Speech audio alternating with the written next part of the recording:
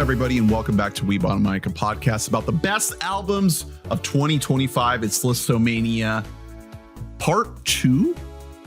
We did numbers 10 through 5 for top albums of 2025. Very normal way to break up a list. Well, we're about to talk a lot about the top 4. I don't have anything to say. This is 4 through 1. I'm out of gas. Dude. We're here. Welcome. My name's Ernest. I'm getting breaking news that Coheed actually released a second album in 2025, so I'm adjusting my list right now. My name is Hunter. Wow. I am the slightly older guy, Danny. Mm-hmm. Older than like the last time we recorded. Yeah, I was the young music guy. Thanks, Spotify. Oh, Fuck you've you. aged right Yeah. now. Okay, What? that's crazy. Does that mean you have My Morning Jacket in your top 4? You don't know that. Well, Yeah, we can't say no. Oh, shit. I'm Drew. You've revealed. Guys, and I'm now getting breaking news that the second Coheed album was actually Claudio covers. So we are going to have to spend a good 45 minutes talking about the Pompeii cover, and I'm very sorry about that. So if you didn't listen to part 1, go ahead and listen to that. This is part 2. If you want to skip, that's fine too.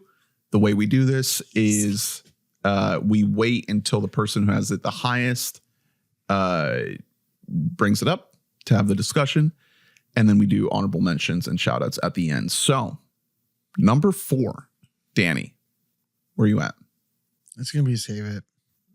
It's Let God Sort Him Out by Clipse. That is a save it. Come on, buddy. We're going to have to save that one. This one, here's Hunter. the thing, is that we're going to have to save it again because my number 4 is Getting Killed by Geese. Save Wow, what a great way to start.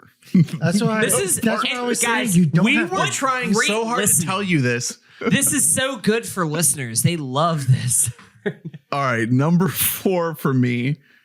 I guess we're gonna have to save it. What do you know? It's Patience Moonbeam by Great Grandpa. Yeah, you're going to have to save that one, brother. Yeah. Ernest, can What's you your number clip 4? the first Fucking this and just Geese, put it bro. behind? Yeah. It's fucking Geese. That's my number 4, Ernest.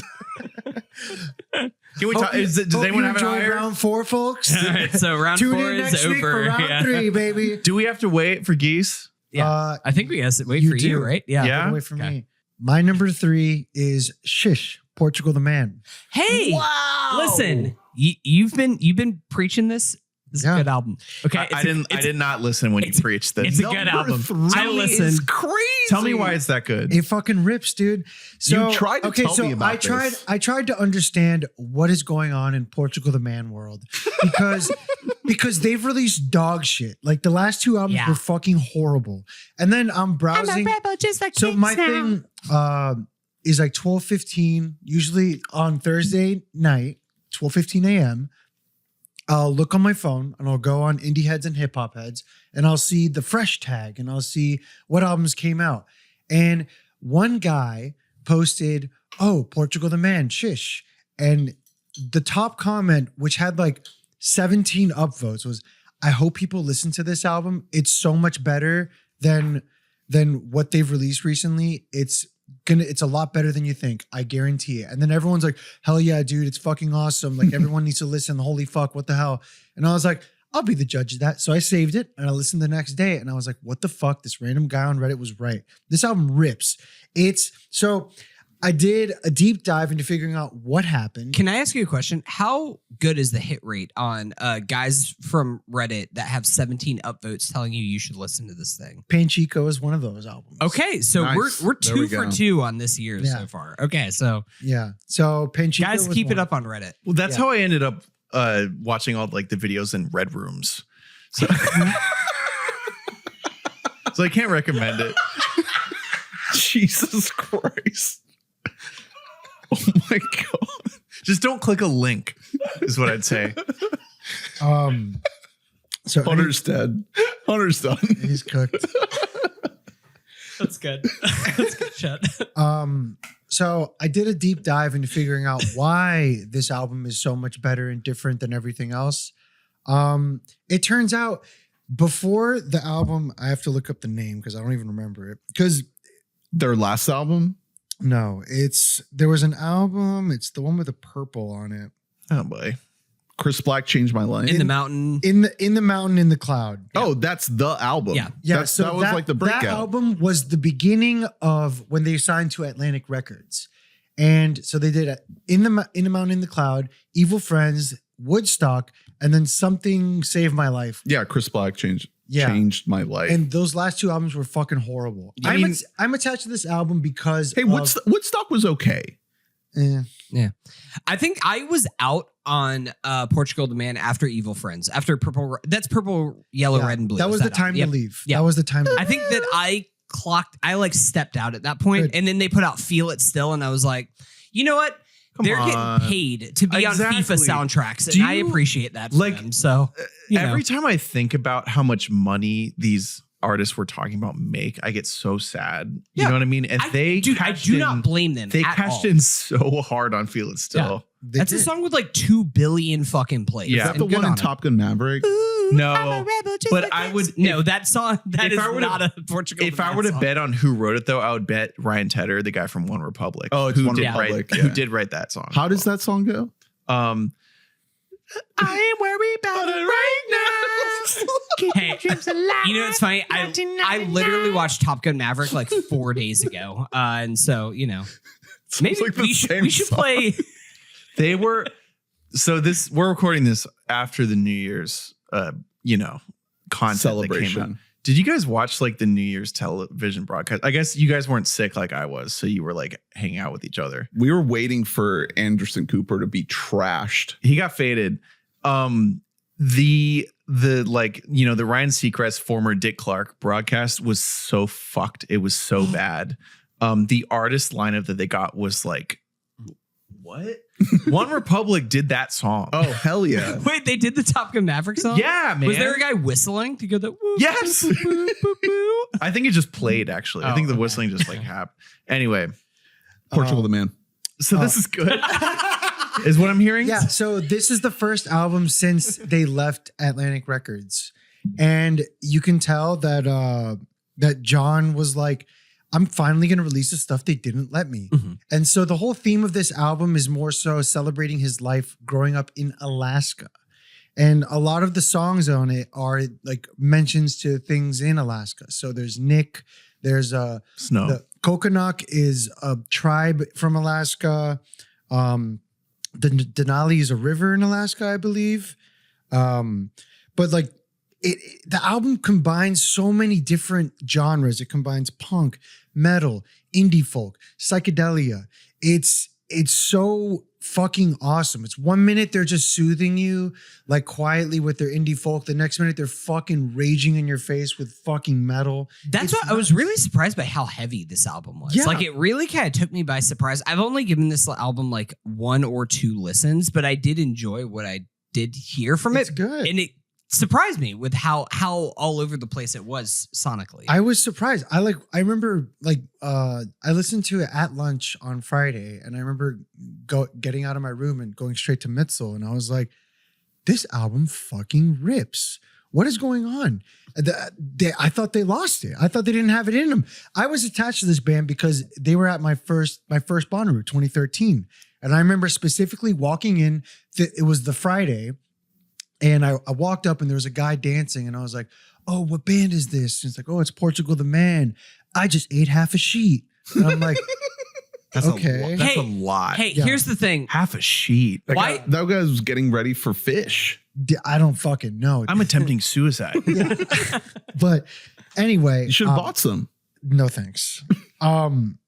There's a couple things on this album that just really, I think the contrast of it continues with Alaska is Beautiful, which is like the soft, soothing indie folk, with how dangerous it can be in the winter, which is why it brings you the punk and the metal. And the cover itself is like, it's dragging, what is it? It's an animal of some sort. I don't even know. Do you think it would be, what if you like played this alongside like True Detective Night Country? Ooh, yeah. There we go. With all the dudes frozen together into a dude skull. It just sounds like it would match. Sure. But then the last one of the last songs, Father Gun, it might be the last song. I don't even remember. It is. There's a quote he says, and it's kind of cool because it doesn't really have like an answer to why why Alaska is dangerous and beautiful, but it's everything's right inside my world. I feel nothing. And I was like, damn. That's deep. Like that kind of like I'm 15 and this is deep kind of thing. Yeah. But I fucking loved it. And I was He like, was mean about chemical haze. I know. And now you're fucking crying for this shit. I also respected Father of Make Believe. That's true. Well, you, okay, yeah, you made up for it. You've come full circle. You're right. This is really interesting. Guys This won't high. forgive you This for is that. really high. It is, and I think rightfully so. Wow. It's such a stellar album. It fucking rocked. I'm so happy. They're growing up a little bit. They're getting Good for sad. them. Yeah, so they made their own record label, and then it works in conjunction with, I don't know, Third Tiger Records. 30 Tigers with Yeah. Nick. Yeah, Nick is the one they made, Okay. and so yeah, the album fucking rips. I think they're back. I want to go see them in Tampa or St. Pete. I'm still thinking about it. I probably will go. Janice. Yeah, Janice Live. I heard Janice, it's awesome. good venue. I heard it's awesome. Very good So, venue. Yeah, album rips. Portugal the Man. Shish. Don't miss out. It's Wow. fucking wild. I'm, I need- I'm I need to shocked lock that you in. had I it this need- high. I need to get back to the it. last song I liked by them was like 15 years ago. Like Yeah. this can't be living now. I What ain't was- worry about it. 2011. Yeah, that was literally 15 years ago. Yeah. That's crazy. Evil Friends was 13 years ago, and that was like their last good album. And Woodstock, like, I'm sure it had its moments, but it was just fucking so like. Look, It- I'm gonna say it. Chris Black Changed My Life was not terrible. Yeah, There but, were a couple good songs on that. yeah, but it's I enjoyed it. it's tough when you compare it to In the Mountain, in the Cloud, and Evil Friends. Yeah. Yeah. because those were such good albums. Yeah, they were like just like a cool band. So this, Even know? just like, yeah, I guess Evil Friends album, I forgot it also has Modern Jesus on it. And that song is also like, there's some bangers. this album is very. If I had to give it comparisons to like bands, I would say it's got. I don't really know what punky band to say, but I will say it sounds kind of like Old Modest Mouse. Like, Okay. Hey. very much old. No, like, hold Brother, on. all right, now Hold on. you, Like- hey, look me in the face when I'm you say telling that. you. All right? Buy me fucking dinner first before you're comparing I'm something to telling you, Modest it's Mouse, like- all right? To me, it sounds like Old Modest Mouse, like before, like Dashboard, like Yeah. early. Before they got the guy from the Smiths. Yeah. It's Shish, Shish. by Portugal the Man. Yep. It's Danny's 4. Hunter. 3. I'm sorry, just Sorry, refer 3. to him as the guy from the Smiths for joining Modest Mouse. Hunter number 3. That's crazy. You know that fucking guy from the Smiths. Because there's who came one and guy joined. from the Smiths you don't want to be. It's one of them. Who's to say who? My number 3, we're gonna have to wait on. It is Viagra Boys by Viagra Boys. Just a bit. Save it. Wow, you too, Ernest. Number 3. Okay. Another curveball. The Cram brought some revelation to my ears. And there's a lot of albums out there that get thrown out as, oh my God, this is the defining record of 2025. And there's one that I couldn't leave off the list. It's Lux by Rosalia. Oh, Wow. So you're one of this those. that's not where I thought you were. This gonna is go. such an interesting album, Yeah. dude. It is so like it. Even like knowing Rosalia, even if you're a fan of hers, you go and you're like, wait, what the fuck? This album is phenomenal. It's so out there. It is a transcendent journey, sonic journey, which I love. You know, we've been doing this for so many years, and there's not every year, but there's always I try at least every year to center on an album that takes you through a journey. I think Magdalena Bay was this last year. You know, where you feel like you're being pushed through this tunnel of sound. That's sort of what this feels like, but I can't really compare it to Magdalena Bay because this no, not at all. This feels so much more expansive, and you know, she's singing in so many different languages. She's a Spanish artist. There's a lot of Spanish in here, obviously. There's a lot of Italian and German and English and German and Japanese. But She's singing it's in so fucking many. classical music. So that's the other thing, is when you're looking at not her vocal delivery, but just the instrumentation, there is so much more classical. Yeah, it's like instrumentation it's like in- orchestra fucking music. It's so random. There's a scale to this thing, but the choice to mix the classical instrumentation with this like electronic production and these very modern beats and chopping it up basically is genius. It just works so well. It sounds really pleasing to the ear. And when you give yourself over to this thing, and this is not necessarily, in my opinion, one of those to just throw on the shuffle. No. This is one that you start at the beginning and you listen all the way through. And there's a stretch right in the middle. Obviously it starts out, it grabs you right away.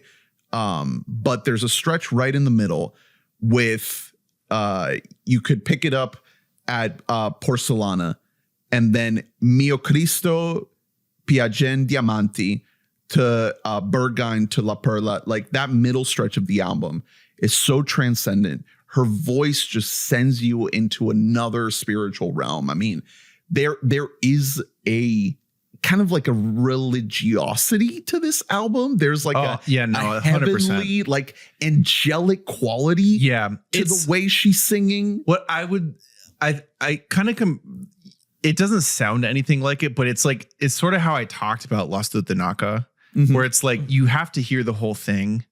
And if the more that you like surrender yourself, the better it probably gets. Yeah. I just didn't hear it enough. But like if you were to list like the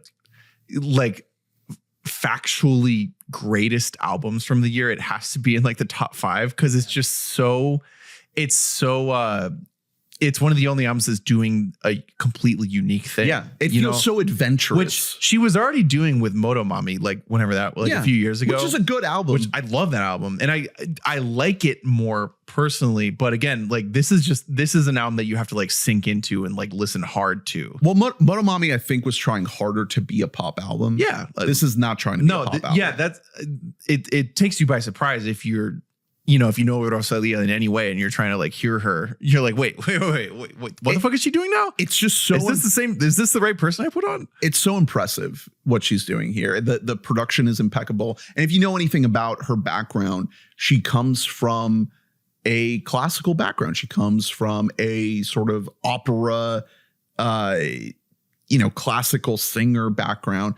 And I think that the direction that she was going with something like Motomami was to appeal to the masses, to try to be this pop star. And I think that Lux is this turn towards her roots and her origins while still maintaining all of the cash that she's built up in her ascendance and saying like, okay, I'm going to go back to what I studied in my beginning and bring in everything that I've built up in the meantime and make this fusion of opera, orchestral, classical music with this hyper modern electronic sound.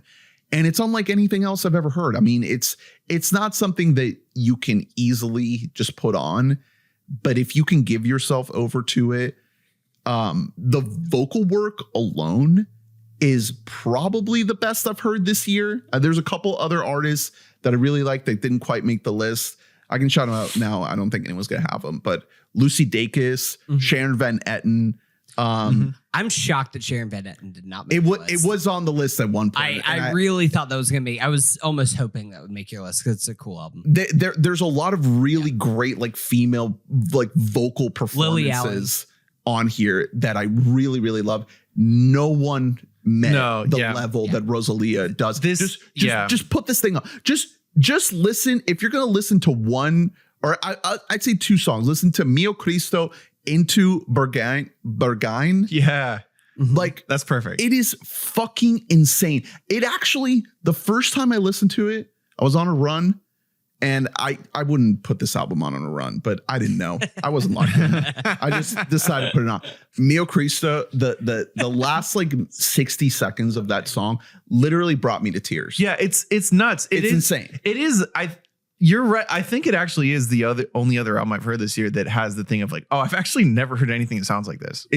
No one's put these elements together like this before. And she still finds a way to have fun with it. Like the last 5 seconds of that song, she finds a way to take this very serious catharsis and undercut it completely with the way she delivers it and just be like, you know what? We're just having fun here. It's just a good time. She's she's cool, man. That is Rosalia Lux, and it is my number 3. Drew. Cool pick. Great grandpa. Anyone? Save it. Are we there? Nope. Save it. Oh my damn. God. Better save that shit, brother. Okay, so we're at 2, Danny. My number 2 is Getting Killed by Geese. Are we? I think we're there. Yeah. We can talk. Do you have this on there? Hell yeah. I had this at 5. We 4, talked 4, about 5, this. 2. This is probably like I don't deserve this. Well, yeah. amalgam number 2, probably. Nobody deserves this. One thing we talked about in the commercial break here is that I definitively like 3D Country more than Getting Killed. Me too. There's a lot of the highs that I like more than Getting Killed. I think that a lot of the chaotic energy of 3D Country I like more than Getting Killed. But also, I disagree. I think this is way more chaotic. I actually do agree with that in terms of the heavy. Maybe I should say heavy. Yeah, it's the heaviness more than the chaos. Getting Killed has way more more tempo. chaotic It's faster and it has more heaviness. This album has no structure compared to 3D Country. There's no structure. Song to song, it's just like this is just a guy expressing himself. Yeah. You know, Maybe I mean it's creative expression. I mean more chaoticness in the songwriting itself, and as far as the manic heavy energy that's in 3D Country. Is there really manic heavy stuff in 3D? I feel like 3D Country is it's definitely way heavier than that. It's like rock. I wouldn't call this album even rock most of the time. You know what I mean? Yeah, but the thing is, I feel like the thing with Getting Killed for me is that it combines 2 different things.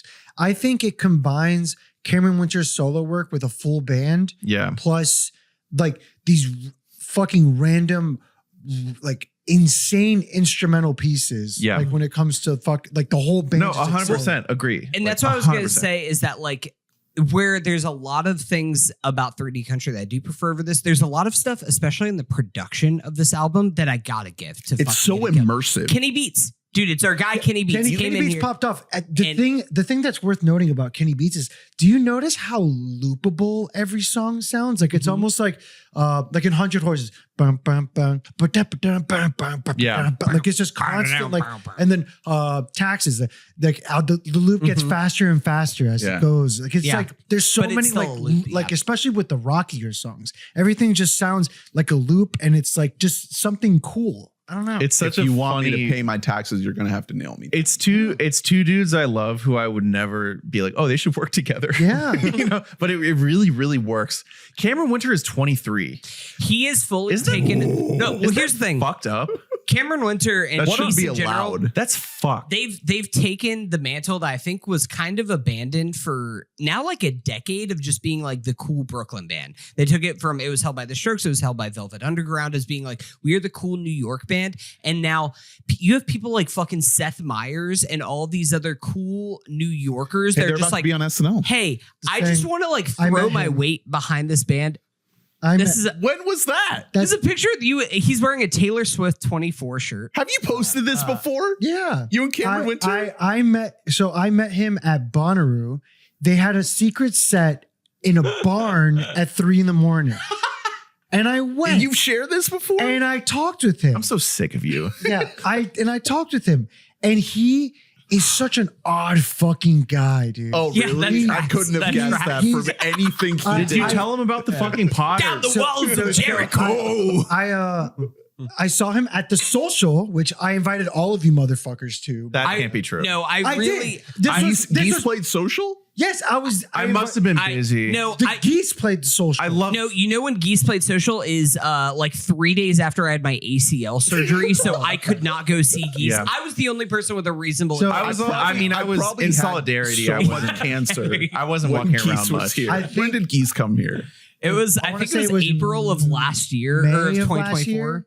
It could have been May. I think you had cancer. So much. So much It cancer. was April or May of 2024. I remember that. Yeah, so that was you like stupid right when I piece of started. shit. Yeah. You idiot had me riddled with cancer.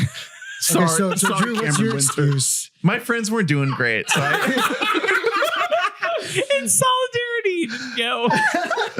But that was before getting killed. That was the 3D country Yeah, tour. 3D country. Wait, why did I miss this? So You were sad I because we couldn't go. so I remember going, and when I met up with him right before the show, he's just him and Max Basin, the drummer. Mm-hmm. They were just walking around, and so I was like, Cameron, and he's like, hello, you know, and I was like, oh, I just saw you. I was like, Mom, I was like, oh, I just saw you in Orlando. He's like, oh, Orlando's a very weird place. I remember I was walking down an alley and there was a grandmother who threw her jacket at me. Oh, And I was like, what the That's fuck? scary. And then like he just like I was kind of drunk and Mitzel told me the rest of it, but apparently he got a note from a fan. I tried like understanding what happened, and then he's like, don't look at it. What's funny is he was like 21 at this interaction. Like he was even younger than he is now. I think this was 24. Yeah, Bonnaroo 24. so he's 21 years old. Is what you're saying? Yeah. Yeah. And so He's a child. yeah, and he was just fucking, and then he just walks up to stage, and then he's just like, God of the sun, I'm taking you down on the. Yeah. He's so cool. But yeah. Anyway, back to getting. This was a huge year for him because, like we were talking They about in blew the the last fuck up. episode. In They're huge, man. Well, December Yeah. 2024, he puts out a solo album. I brought it up in our year in review, but like I'd only listened to it once or twice. Bag of rubber bands.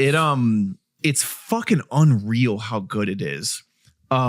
Particularly, I mean, it's good that you brought up the Velvet Underground because like it has a lot of what Lou Reed has in terms of just like like pure creative expression, like independent of making sense. Like he just like has the thing. It's got that, and he's so young that it's like, okay, fuck you, buddy. And then this year Geese comes back. I mean, where did you have 3D Country in your top? It was like my 4 or 5. Yeah. It was because it was late. Yeah. Like Yeah. I found out about it late, and then I was like, It was 2023. I made a mistake. I think I had it at my 11 or 12, and I made a mistake because in hindsight, it would be my top 5 that year in 2023. It was, hold on, let me see. It was my number 3 that year. Yeah. And I didn't really know anything about Cameron Winter. I didn't know where they'd be Same. going as a band. There's no way that you could listen to 3D Country and be like, yep, this will be one of the biggest rock bands in the world in 2 years. And so that's why, like, even it's a weird dichotomy because even though I definitely prefer 3D Country, this is like quote unquote a better album because this is a truer expression. Like this is as a piece, this is just like an artist expressing himself better. Like he's 100%. yeah, like this is just, it's more pure of heart, I guess. That is more of like an intentional throwback in a lot of ways. Like it's him, you know what I mean? Like it very purposefully trying to sound like old Rolling Stones or like old Led Zeppelin. And that's part of why I like it better because like I can't really name anyone who's good at that except for him.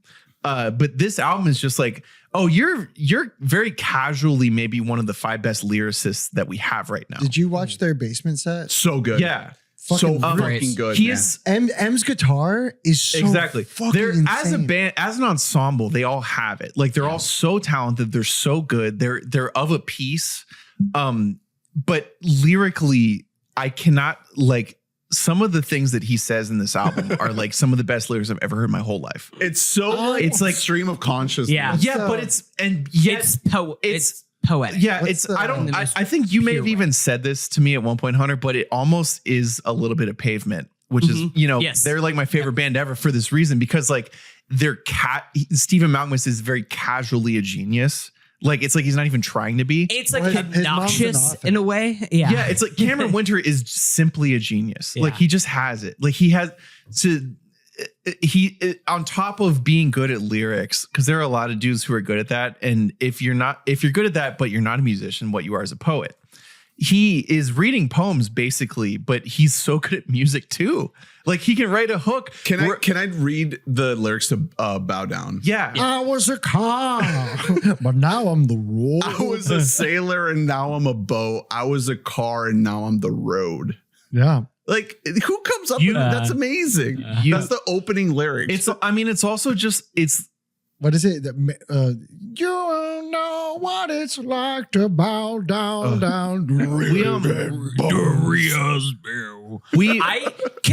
One thing with this band that's been a little bit weird, and I don't feel myself doing this with any other band, but there's some part of me with Geese because it's so weird, like the astronomical climb that they have been on, where a little bit of me does feel like nah, fuck you guys. Like, this is like, I almost it made me a little bit resistant to this album because of how popular it became in a way where it's like the fuck? No, I was listening to this band. Like, what the fuck do you guys now coming in here and like, there's people just like, know what it's like. My thing was that I wanted something to hold on to because Tame Impala let me down so bad. And this was like the first album I was like, okay, Kevin didn't do it. Cameron step in. Save the fucking year. He's like your Geese rebound. is not one guy. I was like, save the fucking year. Geese kind of is one guy.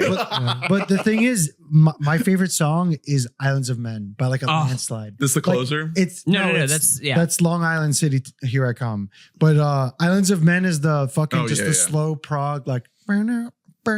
Another honestly, ass song. Very Squid song. Like that song could fit right down like a No Monolith or something. It's a very Squid song. The run in the middle of I'll pay do cocaine to bow down to taxes is fucking legendary. I'll pay do cocaine is one of my favorite songs. The music also video Cobra really in the beginning is like that's where he shocked me in this album is like he can slow it down in ways that most modern artists cannot. And it's because the strength of his lyrics, the strength of his expression, it comes through in the music as well. Like it feels loose, even though it's tight, if that makes sense. No, that makes perfect sense. Yeah. Like when you listen to it, that's what it feels like. Yeah. But it's also so immersive. Like you feel like you're in the room surrounded by instruments. Well, because it's perfectly produced. I think it's still the same guy, James something, who did the last album and who's done like so many of our favorite indie albums. But he'll just in the middle of just normal song, he'll spit out like you can be free but still come home. Yeah. And it's like, oh, hey, no one is. It's like we talk about melodies. Like no one did that. You can make holy shit. You can make the Cobras dance, but not me. He's a monster. It's so good. This kid is a menace. Have we talked about PTA and Benny Safdie filming the Carnegie Hall concert? Here's the thing. Yeah, there's gonna be some kind of a Geese, either it's a concert film or a doc that's gonna have PTA and Safdie directly involved. And look, sometimes talent seeks other talent. I will say I haven't locked into 3D Country all the way.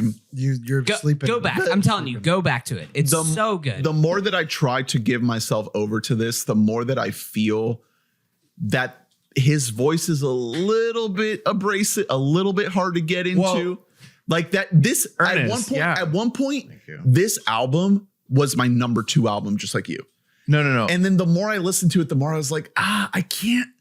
Ernest, you're right. Voice Here's the thing. Yeah. So you're correct. When we were talking about 3D Country, one of the things that I credited to the album and that I loved about it is I was like, this is a rare modern indie band that is not afraid to feature the vocalist. Yeah. You know what I mean? Most indie bands, particularly a lot of like psych bands like fucking King Gizzard, love to filter the shit out of their vocalists where it's like that might as well not even be a person singing it most of the time. Yeah. And he was take that shit. I mean, he's right. It's true. It's just different. Like in 3D Country, it's just like this guy's belting. Like he's singing his ass off. There's a lot of belting. And so, the thing is, this album is all belting.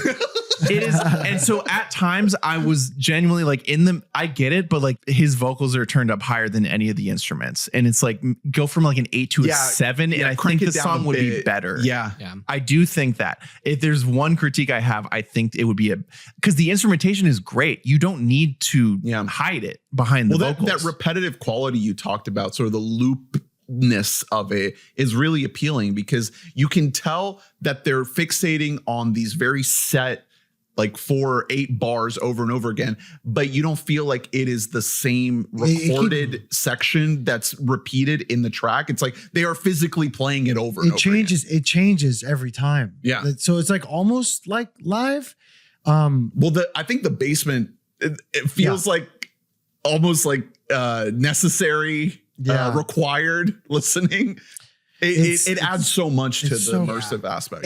This album just really took chances, and for a band to come out with how well received 3D Country was, they got marketed the fuck out of this album. Like their record label, whoever the fuck they are, they pumped this album through every channel possible. So now they're on SNL on the 24th. They're about to be.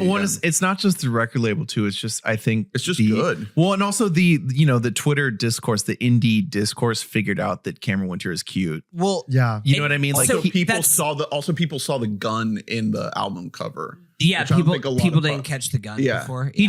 He just became like the it boy of indie, which he should have been 2 years ago. You know what I mean? But like now he is. He's that guy. He's the new Julian. I do think there hasn't been a Julian in so long. I do think to that point though, my one fear with Geese, if I was to offer like a word of caution to Cameron, is that I don't want this to become a cult of personality situation. I'm a little bit worried that there's too much people blowing smoke up Cameron Winter's ass really about how much of a genius he is and like how he's this fucking prodigy of lyricism and everything. And like it is a little bit like, again, you're pointing out now that like is the vocal mix a little bit too loud? Like now everybody's talking about Geese and about like how like Cameron is like the new lead frontman, and I just don't want it to become a little bit too much. Don't of forget a Cameron about the band, Winter buddy. show. Oh, okay, and that's my one little fear that I have right now is like keep the band as a whole, because I do think that they have something that's really, really special that we could be listening to the next great band of the next 10 plus years, and I don't want it to become a thing where it all comes crashing down. Yeah, exactly. There's one head that becomes a little bit too big in the room, and then it can't kind of be part of the ensemble. I can see that, but the thing is, like, I know I met him like 2 years ago, but like that's a different man. That was before he played SNL. You pulled him aside and you were like, "Hey, don't forget about the other guys." No, you are destined for greatness. What I was saying is that when you're a small band and you're in a position of like, because they dominated, because they played Thursday, and like they were basically the set to be at that Thursday, aside from Pretty Lights, of course. Of course. Obvious. Pretty Lights was playing that night. Come on. But they were the set to see. Everyone talked about seeing Geese, and when you're in that stage of like everyone's very excited to see you, it's very easy to feel like I'm the fucking shit. He did not seem like that at all. Like he was just walking around, hanging out, talking with fans, like just chilling. And he didn't. I don't think he's got it in him to get the Julian Casablancas thing, where he's like, well, I'm good because Julian's fucking washed. Well, also, I mean, the thing is though, even like obviously now it's easy to make fun of Julian, but they put out 3 albums before he tried anything on his own. So that's 4. So that's honestly that's fine. He's already put out a solo album. That's why I'm concerned. That's what I mean. Is like, is he already starting to get a little bit? I wrote down a very similar note, but which is that what I'm worried about. It's a band that doesn't sound anything like them, but I'm worried. The worst case scenario is it's a Block Party situation where there's such a good indie band, and then the singer is like, no. This is about me. This was my and it's like, hey, you have like the best drummer I've ever heard. Block Party's drummer was so good, and then the singer's like, I should make a bunch of songs with no drums. Like ruined that fucking band. So obviously that's worst case. I think the Geese is going to be fine. They're fucking awesome. I think so. That's more just my fear. It's just sitting there in the back of my mind. I don't want this to happen. I don't even think that's going to happen, but it's just there. What is more palatable though? Do you think heavy metal is going to appeal to the masses, or the band Geese? I think the band Geese will appeal to more people. Hey, let's see what happens on SNL. Here's the thing. I don't think it's about what appeals to the masses. I think it's about what Cameron thinks. Yeah. And like I just don't want people to blow too much smoke up his ass. I'm just thinking about how he just needs to ride the wave. Danny, here's a better metaphor for you, because you're a sports guy. Think about how many young players go into the league, whether it's NBA or NFL, and get so much smoke blown up their ass. Think about Paulo Banchero. who's just getting all like, hey, you're one of the youngest players ever to hit 15,000 points, brother. You should keep taking every shot at the end of the game. And it's like, hey, you know what? Sometimes maybe you don't want him taking those fucking shots. And like, it's one of those things with Cameron Winters that I don't want him to think I'm ready. Like, I need my own team at this point. Like, I don't want a band. I want an album that's like no drums. Like, it's just me singing. I don't want that. Because here's the thing. I don't love the solo Cameron Winter. Yeah, but the thing is, like, I do not. I'm not drawn to that in the same way that I am. But this can also be in the same realm of like Radiohead with the Smile. You know.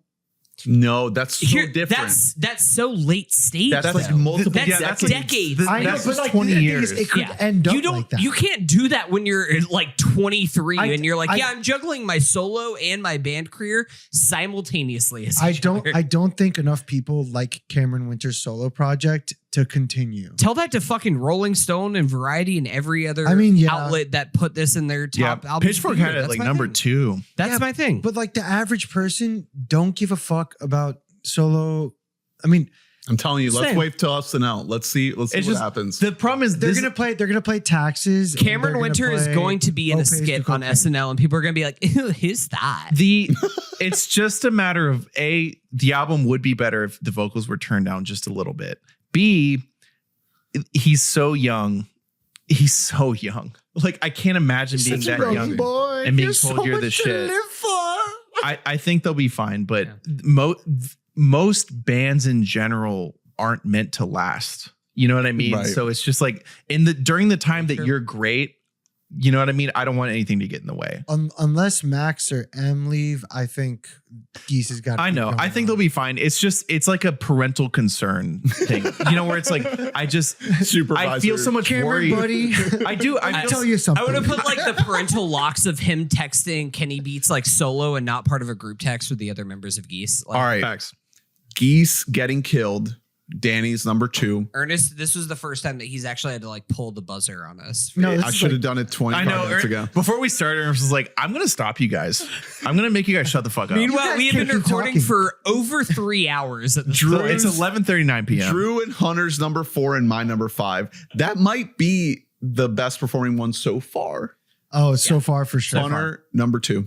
My number 2, I think we're going to have to wait on just a second at least, and it is Let God Sort 'Em Out by Clipse. Yeah. That's my number 2. Okay. My number 2, I think we can. Oh, wait, we can't yet. What is it? Viagra Boys. Save it. Jesus. Woo! Let's go. Monster. You fucking monster. Look at top 3. Insane. Viagra Boys are here. I am a Viagra boy. We're 30. Hey, yeah. You know we need a little bit of Viagra. In the words of wife of the pod Gaia, this is boy music. 100%. And Viagra Boys, you know what? Sometimes the boys. We'll get there. The boys need music too. This is 100% guys' music. Yeah.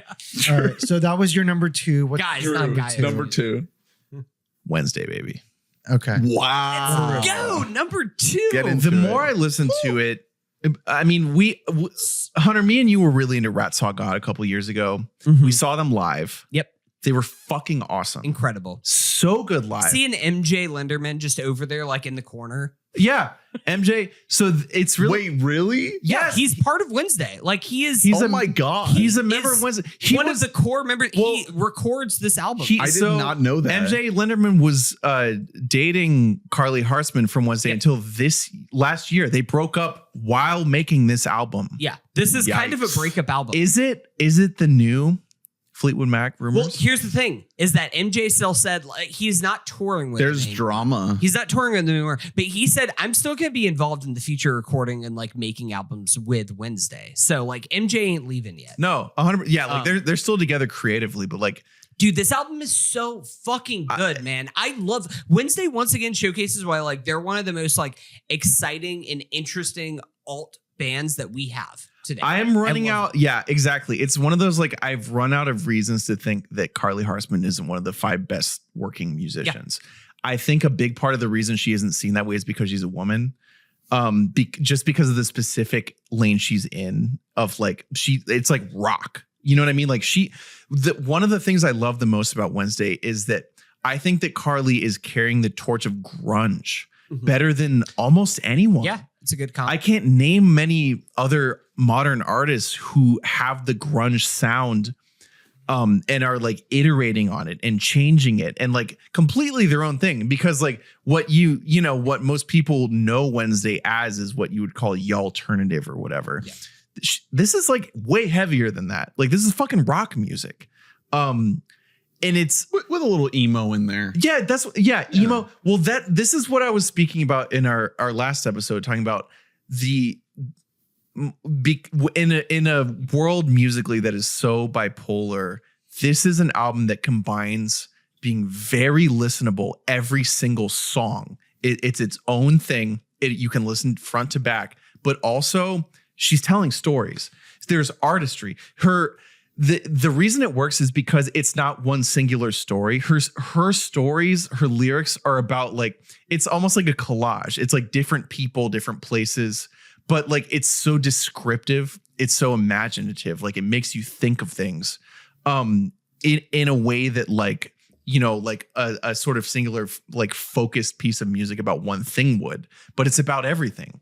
It's about people. It's about a place. It is so geographically focused in Asheville. Like I've never heard anything that sounds more like Asheville, North Carolina than Wednesday. It's unbelievable. It's I think that's dead on right. Like there's something, it's very literal is kind of the thing that I wrote about it. And between that and one other album that we're going to talk about here shortly, there's something that's so deeply nostalgic about this album. Like, I think a lot of the song Townies, which is one of my favorite tracks on the album, that is just like recounting stories of all of these like characters and events that have happened in her and in the bandmate's life. But like, there's just very specific lines. Like, there's a line in it where they say, stoking bonfires with leaf blowers, which is the most like Tallahassee shit that I've ever heard in my life. Like it's something that like I feel like I've seen somebody do that shit. Like growing up in kind of a country adjacent city. I think you talked about this when you talked about the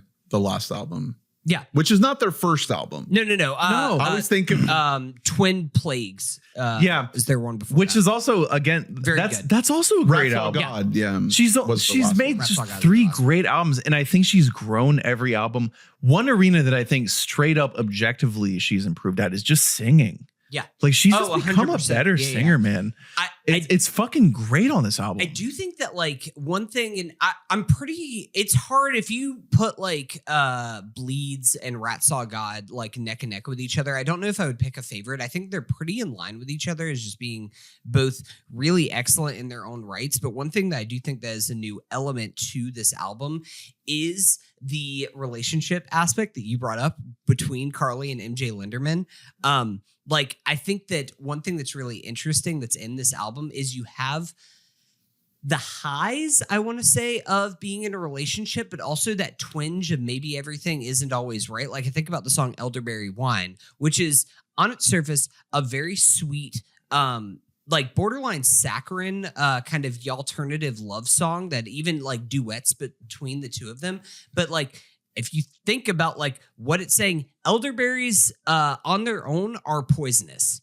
And then you can distill them down and like ferment them and make them into a very sweet wine. But like, even those like are little seeds of like maybe there's not something that is 100% right here.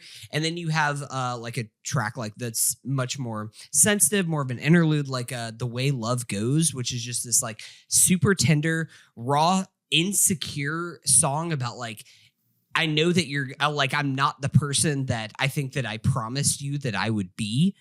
And like, I know that you're out there like talking to someone who's funnier and more charming and smarter than I am. And these cathartic, like blow up songs of something like Wasp, which is just like screaming heavy. Like it's just really fucking getting it out there. Like it's this explosion of feeling that is all laden throughout this album, along with these very, very specific descriptions of people in their lives. And it's hard to listen to this album and not like draw pictures in your mind like you're like reading a book or listening to some kind of like audio tape. Like it's so elusive of these the imagery that Carly is able to create. Yeah, she's a fucking poet. And it's and like I said, the reason that I think it's so special and it's elevated so high is because on top of that, this is just listenable music. Like it's catchy. It has hooks. It has tone. It has tempo. It's fast. It has a fucking pedal steel guy. Yeah. She has a fucking pedal steel player. Yeah. His name is Zandy Chelmis. Hey, we'll Zandy. He's like talking about great grandpa in a bit. He's like Hey, an older guy. This guy. save When we saw him live, I couldn't stop watching him. We were literally standing right next to him. we were just and just staring at watching him just like wow. Because you just don't see that. And it's like, It's after insane. watching him, you're like, why don't we see more of this? Yeah. This guy rocks. He's ripping it. He has a pedal board that's it's the identical to a guitar player's pedal board. He has like a fucking rat distortion pedal, for example. Like he has the pedals of a guitar. It's just on a pedal steel. And I think this album does a better job of centering him, which since we saw them live, I wanted to see. Yeah. Because I was like, this guy's fucking incredible. That's cool. I think this girl just keeps getting better and better. Mm-hmm. I think this might be like top like 3 most underrated artists working right now is Carly. Like she's unfucking real. I think this is so good. It's another thing where, and I'm hoping that this will start to get some more love because it's popped up on some more year-end lists and stuff like that. But this is another one where it's gotten less plays than Rat Saw God. Yeah. I'm like, Yeah. come on, I want this band to keep the momentum that they have because they're I know. so exciting. They're so interesting. And like in the rock space that just feels so stale often with so many of these bands that feel derivative, like they are doing something that's really interesting and really exciting. I know. It's just, it's a really, really rare thing for a band to have like a geographical sound to them. And this, talking, before we recorded, I was telling you about Task because you just started watching it. This album to me is very Task. Yeah. It's this album and Wednesday as a whole, every album, it sounds like how outside of every major city on the East Coast is just woods. Yeah. Which is, that's where we're from. Mhm. Like it sounds like that, man. Like it's so unique. It's a really rare, especially in like the modern age where you can draw influence from anywhere. You know what I mean? You're not tied to where you're from. This album is tied to where it's from in a way that like makes it better. Yeah. I saw an article that she was kind of hinting that she's going to do like a heavy album next. That'd be cool. I mean, there's some seeds of it, especially on Rat Saw God and even on this with some tracks that I was a Rat Saw God guy, but I didn't listen to this. Like not even a little. Go back and listen. It's great. Townies is like one of the 5 best songs of So the year. good. I love that track so much. Honestly, today I learned MJ Lenderman was in this band. Dude. Same. When we saw them, it was That's his nuts. birthday. Remember? And They sang and Happy the guy Birthday from to him. Hotline TNT, like, Oh my God. surprised him and made him come out to sing Happy Birthday. Yeah. Wow. You guys could have been there at the social where we're just like standing at the stage. Sorry, I had cancer. I think I don't that was even think you before you did. had Shut the cancer. I fuck think up. you just like didn't want to go because it was a work Shut night up. or something. You can't keep blaming the cancer. All right, Drew. That was your number 2. All right, Danny. Okay. Number 1. Okay. My number 1. All right. I have to be honest with myself. Are you just a man that's made of meat? I'm a Viagra boy. You're a dirty Let's boy. go. I'm a dirty boy. No, this album fucking rips, dude. Viagra Boys. Boys. My buddy Travis never stopped posting about them. And I was like, this is a weird fucking punk band that no one likes that you just keep posting, dude. So stop. And then They've been around. Travis, shut up. I know. And then I was like, you know what? Fuck it. I'm gonna send it in. It is really rare that a band that's like been around this long takes a step up like this, where it's like, oh, you guys are like a real band, huh? They were like a joke. Their bass lines are so infectious. Yeah. Like the bass line in You Need Me, like dun, dun, dun, dun, dun, dun, dun, dun, dun, dun. Like it's so you dead. need me. You need me. I only wrote down one note for this album, which is just the 2010s are alive. And that's fine. That's great, man. Like this album fucking rips. Well, it has like a lot of goofy character to it. Oh, I mean, they're a silly band. They always have been. Speaking toward bands that played it when I worked at Vans, we played Sports You know that song? Okay, yeah. Everyone hated it. I loved it. You loved it. I mean, again, to the point that I was saying earlier that this is as a guy called boy music. My thing that I would point to is I would just say that I stood on a mountain and I turned to dust. Little Green Worm said it wasn't enough. I mean, are we just going to read Viagra Boys lyrics for the next 50 minutes? Because there's so many. I think that this album is like, it's so much fucking better than it has any right to be. No, I think exactly. That's it's just like, wait a minute. Why is this so good? It's like this weird thing. And I apologize for a band that will make my honorable mentions, but could not make it because I had a limit of 2 ironic bands in my top 10. Cheek Face. But Cheek Face. A band that they're so close. I honestly really like that album. It's Did in you my know top that Tame 20. Impala is just one guy? Yeah. That's a lyric That's a in a Cheek lyric. Face song. Who's that? Yeah. And if that's another ironic album, maybe I like it better. Hey, speak Tame Impala. speak of a fucking band that has the lyrics and the vocals mixed way too high is the band Cheek Face. It's like, Well, what else are they going to mix you're up, huh? only hearing the most clear written vocals, which are just talking about Kyle M earlier, going back 4 hours ago, about Cheek how Face is like a comedy band. it's the only thing that he's writing are jokes. So Viagra Boys is really funny. Like their lyrics are intentionally very funny and offbeat and But a off man kilter. named Chandler Bing who died in a famous accident. And his delivery is very much Chub Girls. his delivery is silly too. Like, but when he wants to, he can sing. Yeah. And when they want to sound good, they sound good. You know what I mean? Like there's so much effort put into the sound of the album. Like it's produced like as proper album in a way that a lot of their albums previous weren't. Like this album sounds like serious, even though it's not. And in that way, like I do kind of compare it, and it's a little bit of an odd comparison, but to Kyle M, to the real me, because it is threading a needle between like being too ironic and too funny to just like, I want to also make this sound good and catchy. And like this is much more in the lane of like we're trying to make real music to listen to. But also he's like, I'm going to talk to you about America during during World War II. Europe. I mean, they're Swedish. Shout out to Sweden. Talking about Swedish politics. Again, I was so surprised. I think it was Mitz who told me that they're from Sweden. I would have bet money on them being Australian. It sounds so produced by by Josh Homme. It's crazy. You know the old Australian proverb of "I found a crouton underneath the futon." Exactly. Yeah.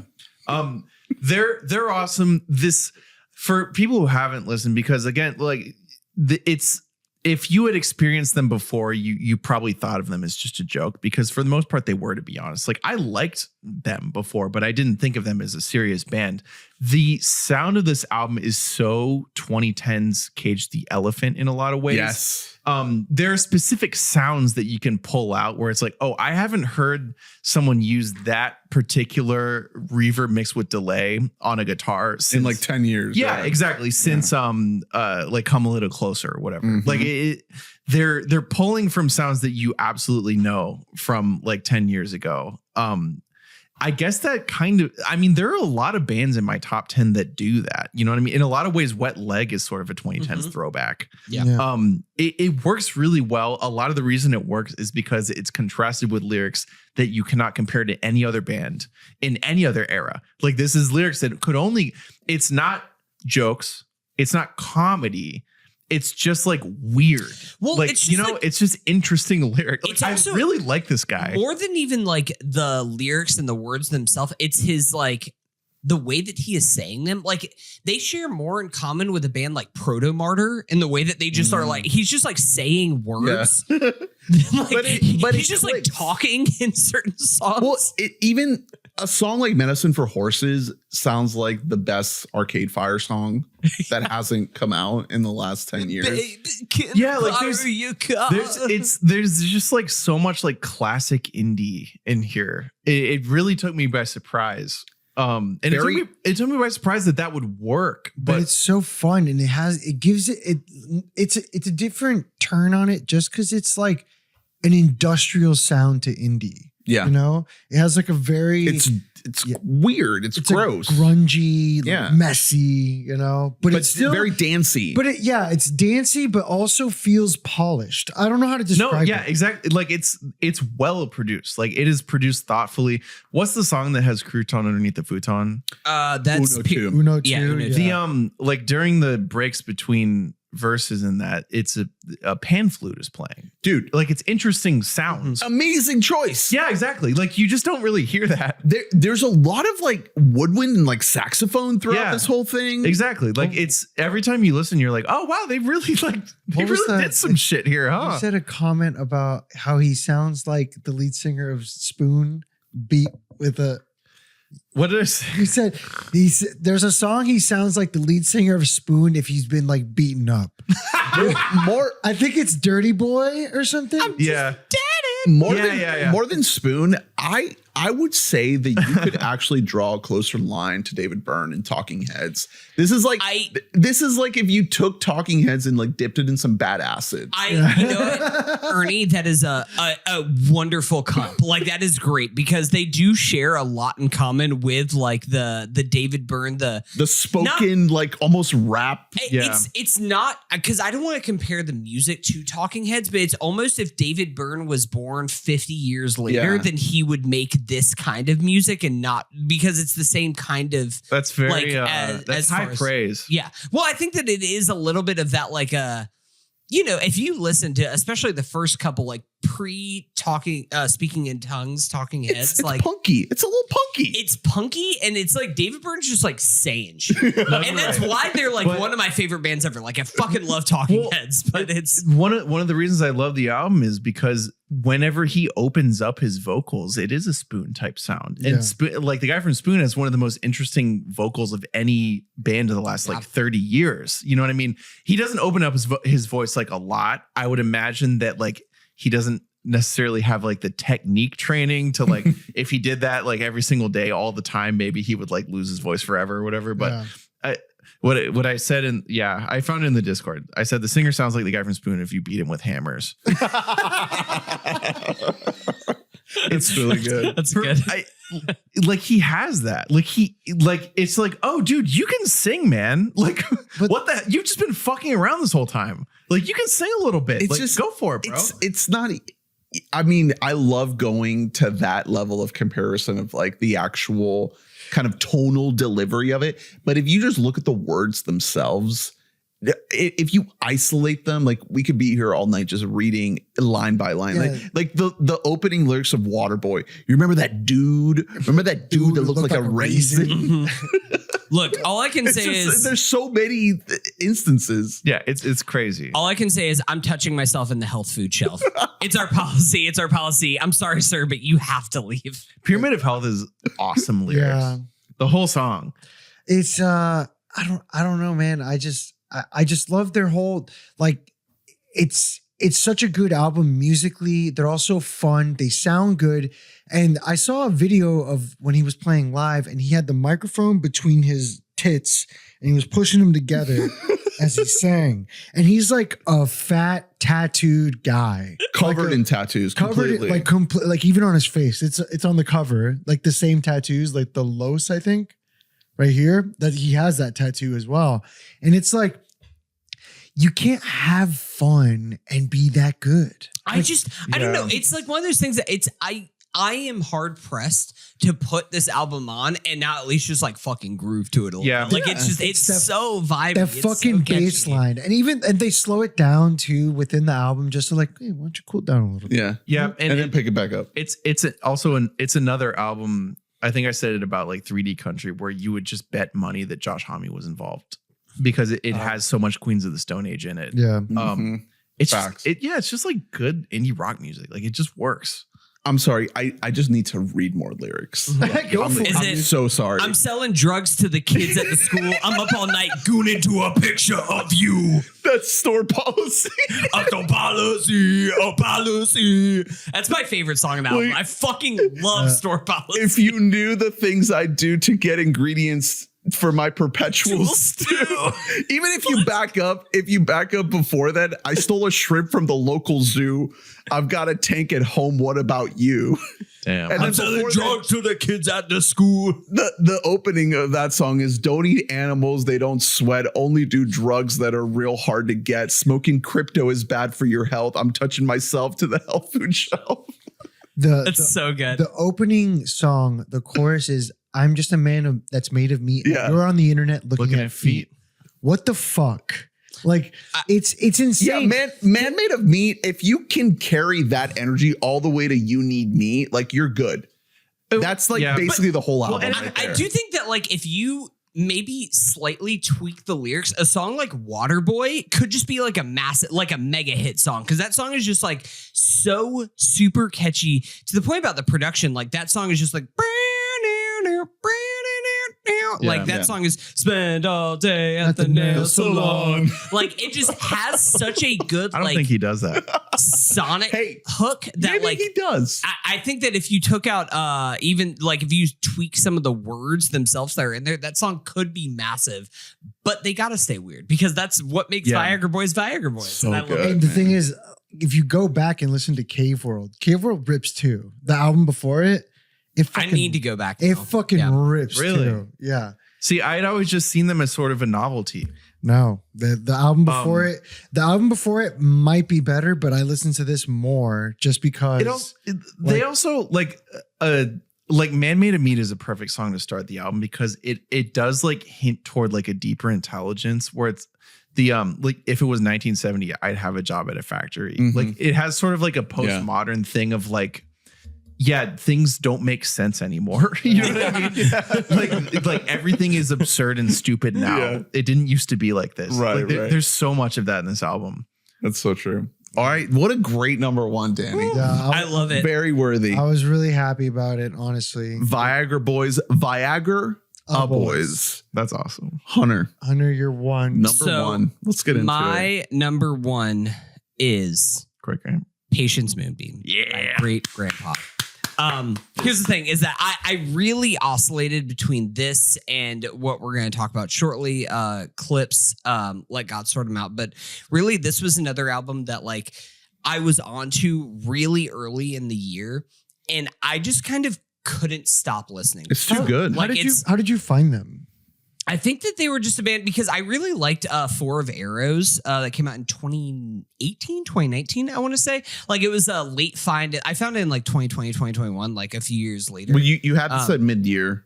This was was my, I think this is like my first album that I took. Also, it was up there for me too back then, man. Also, It's shout great. out to Brett. This was another one that he kept telling me, you gotta listen to it. Is this Why the do you only listen to Brett and not to me? This is not the alternative. I wouldn't even call It's it not the alternative. No, because it's This is like it's folk. But it's like powerful folk. Well, I do think that like that's one of the things about this album is that it does have some alternative to it. It has some alternative. It has some true folkiness to it. They it kick into overdrive. It also and has the like synths. really like intricate like prog sounds. It has like really heartbreaking acoustic moments. These like powerful ballads that are in here. It has a lot of those Let It Happen moments.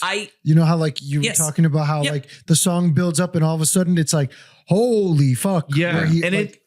We're here. It takes me by surprise every time. Like I couldn't have this any lower. I had this at number 3 because there's so much more depth with this album than what you initially think. Every time a song starts, it's a journey. Every time a song starts, you're like, oh, I've heard something like this. It's like modern, like, it's folky, indie, it's nice. And it goes in 20 different directions from there. Like it changes so much. And yet the whole album feels of a piece. It works together. Every song works independently. It has everything you want from an album. So this for me was the most transportive album that I felt this year. Like it does have, I mentioned the same word whenever we're talking about Wednesday's Bleeds, but there is something that's deeply nostalgic about it. But even more than Bleeds, I think that this album just like left me with this sense of longing. And it still does every time that I listen to it, that there's something that is like this yearning, not only for time that's passed, but maybe like this like rose-colored tint to your past of like this hunting for a certain feeling that you have, this certain feeling of childhood. It's so dynamic and interesting. Like it really kind of goes all over the place with this like more folky sound to the very, very like interesting tracks. Like I think about something like Doom, which like is seamlessly interchanging between 4/4 and 3/4, and it's changing the tempos that's happening.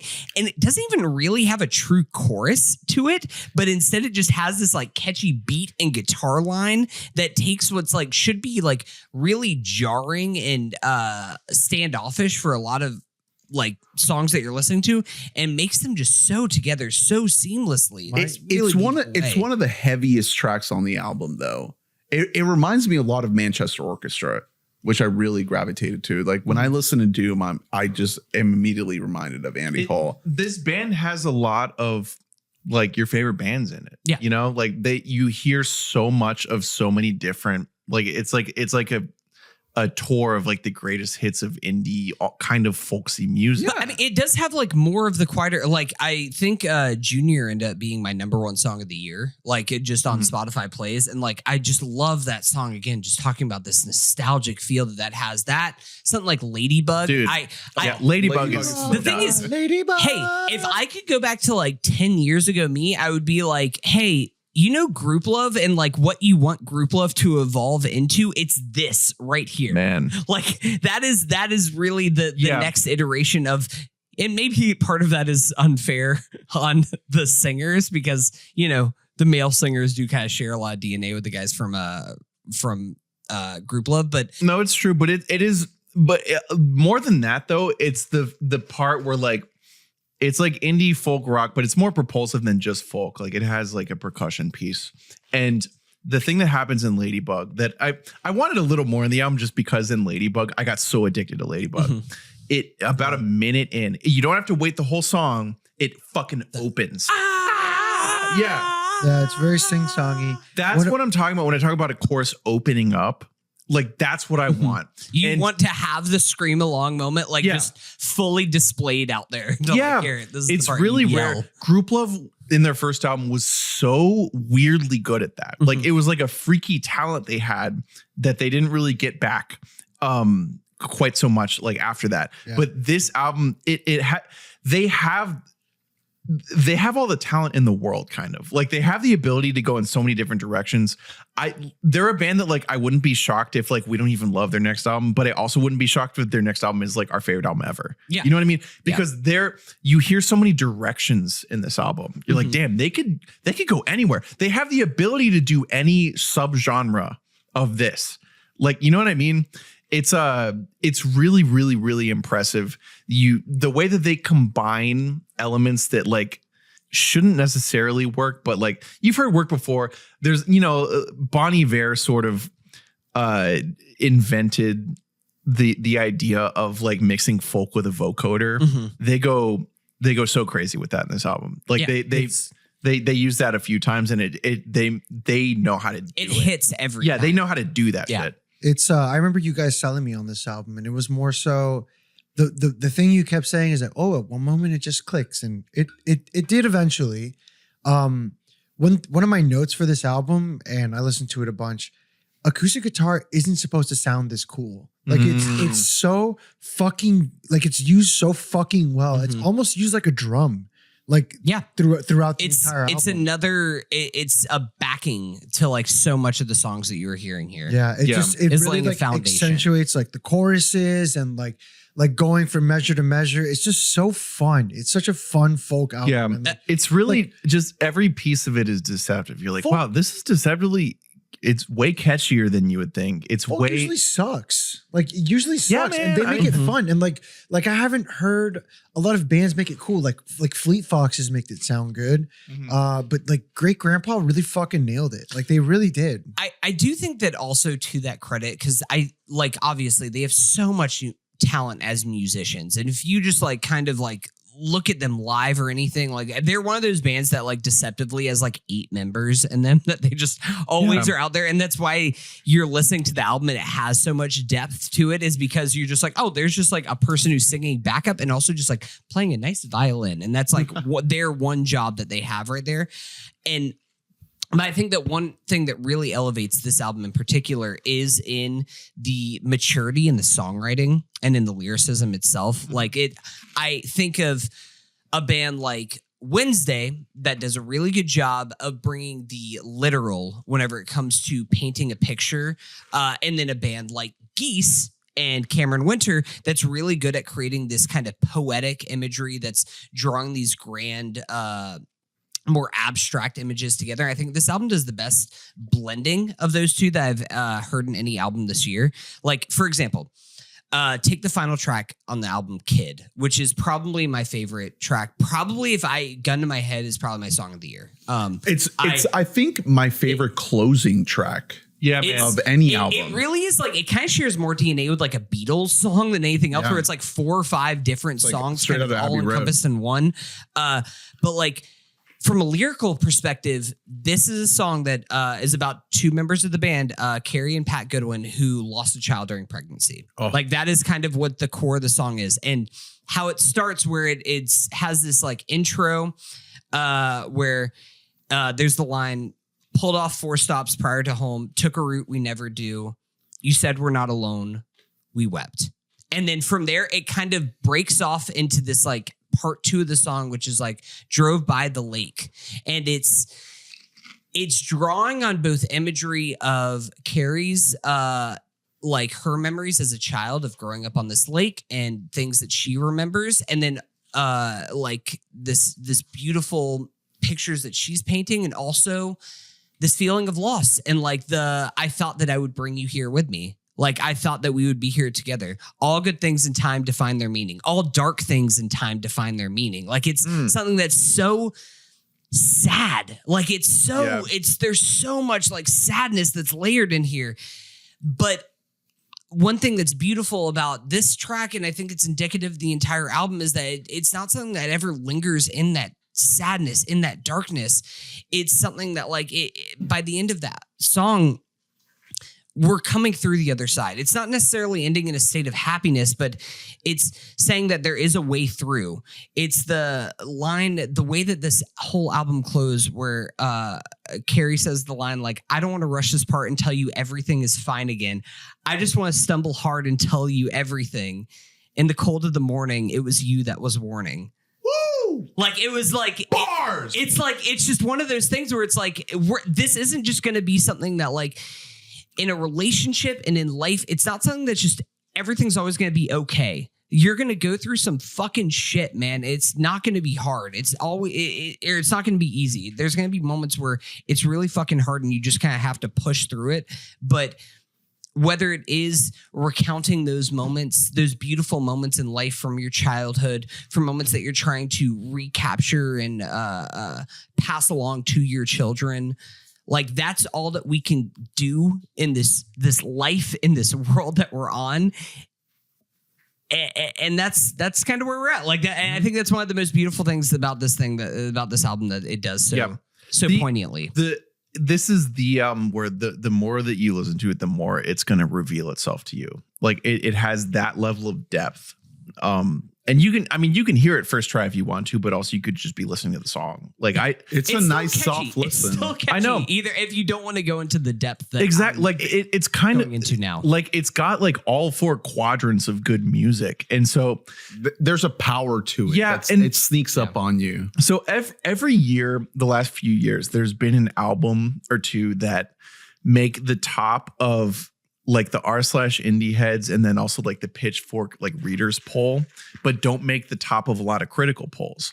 This year, it's this album, man. Great Grandpa. The listeners really, really like it. Like, I saw it mentioned on Indie Heads a lot. Pitchfork readers liked it way more than Pitchfork liked it. Last year, that was Magdalena Bay. The year before that, let's go. It was fucking 3D Country. Wow. Well, look at that. Okay. I've been keeping track of it. Like, the album that like doesn't get ranked unless it's a readers poll. This year, it's fucking Great Grandpa, man. And I feel like that kind of portends great things for them. I feel like something huge is coming from them in the future. I don't know, man. And like, without getting too like personal or anything like that, like, this has been a year that I've experienced a lot more like change of like, this is the first year that I'm dealing with like a lot of elderly people in my family like really not doing well and like taking a turn for the worst, like grandparents and stuff like that. And it's the first time in my life that I'm really having to grandpa experience that. Well, not great grandpa, just grandpa. But I think that there's something that this album touches into, and I don't even know where the members of Great Grandpa are from, but something about their sound and about their lyrics that sounds Appalachian. It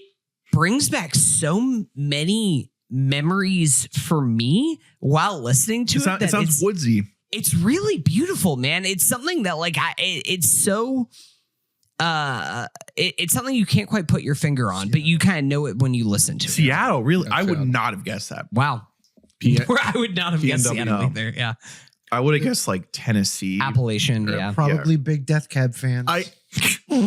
I will say this was one that just kept rising. Yeah. Throughout you just got to keep, the more you put into it, the more you like it. I think when I first put together my list, I did something this year where I didn't just have a running list throughout the whole year. Pretty much every year we've been doing this podcast, I have like a top 10-ish going where I just edit it. Didn't do that this year. I just listed the albums, no order, and then whenever something jumped out at me, I would make a note. I would put an asterisk, or I would bold it, or I would italicize. I would make some kind of tally that like, hey, this is something I'm returning to.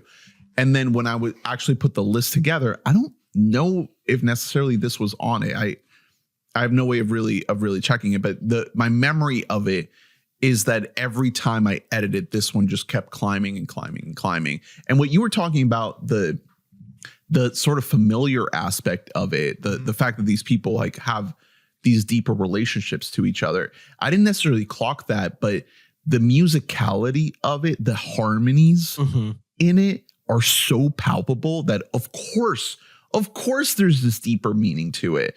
And now I'm going to go back to it again. And it's probably going to keep climbing up again. Well, because there is this deeper meaning. Yeah, the vocal performance is really kind of like there's a lot more you're missing kind of thing. Yeah. So you can tell. I do think look, everybody knows I'm a sucker for men with higher registered voices. These are two guys are the main singers. You can both have high registered voices. You can call them femboys. Look, hey, and maybe I'm something of a femboy. Another thing I'll say is, well, you're a top. I've been I'm like a power bottom, more like. Does that make us both tops? Just getting like fucking slammed by the Pierce the Veil guy. No, but if Ollie Sykes from Bring Me the Horizon wants to slide through, then this year I've had to travel a lot for work. I've been in Virginia a lot for work, and Virginia's a big state. I don't know if you guys notice, but she's wide. Driving around Virginia takes a long fucking time, and you gotta put on some fucking music. Hey, you should watch Task again, buddy. And it's so while driving. This album is such a good vibe when you're driving around the rural ass, the woods, baby, backwoods countryside. This is my favorite driving by myself album of guys. It's so beautiful. This isn't the last time. This is the most adamant I'm ever gonna fucking be. You guys, why don't you love Pine Grove? Oh, what are you idiots waiting for? Can I be honest with you? This is like a Coheed thing with you that I just don't want to like Pine Grove. I thought so. Hunter, I've never even tried. I'm just like, you know what? I give Drew too much credit on this podcast, and I can't. I have to draw the lines. They are. I opened myself up to pavement last year. Like I can't do. I can only do so many things at once. Do you remember that one year Drew said a Pine Grove live album was one of his favorites? Yeah. Should I put Radiohead Hail to the Thief live? It's actually my new number one. That's my new number one. That's the thing. My new number one is this one concert that I went to and I heard live and no one else did. 2 + 2 = 5. Do you think that I like fuck around like that with my top 10? I put it there because it really deserved to be. Like they are the genesis of so much of what you love. My new number one is the System of a Down bootleg. I hate you guys. I fucking hate you guys. We weren't potting in I don't 2016, so I couldn't put fucking Cardinal on there or whatever. Okay. You listen to Cardinal by Pine Grove, you'd be like, oh yeah, no, yeah. You know what? You open Ask great grandpa who they like. They like fucking Pine Grove. You opened yourself up to Modest Mouse and admit that Modest Mouse is one of the most influential bands of our generation. So I'll give Pine Grove a chance. I'm just I'm waiting for dead you guys to serious. say Yeah, Logic please. was good. What's it? Did we shout So out? Danny, you're gonna Did you hear something? Danny, here's the thing. You're gonna have to wait a little bit longer for that one. Save it. We're gonna save it for a decade from now and maybe longer. Did we shout out the slide guitar on this? Oh God, dude, Yeah. the slide guitar is so good. Okay. Pine Grove guy.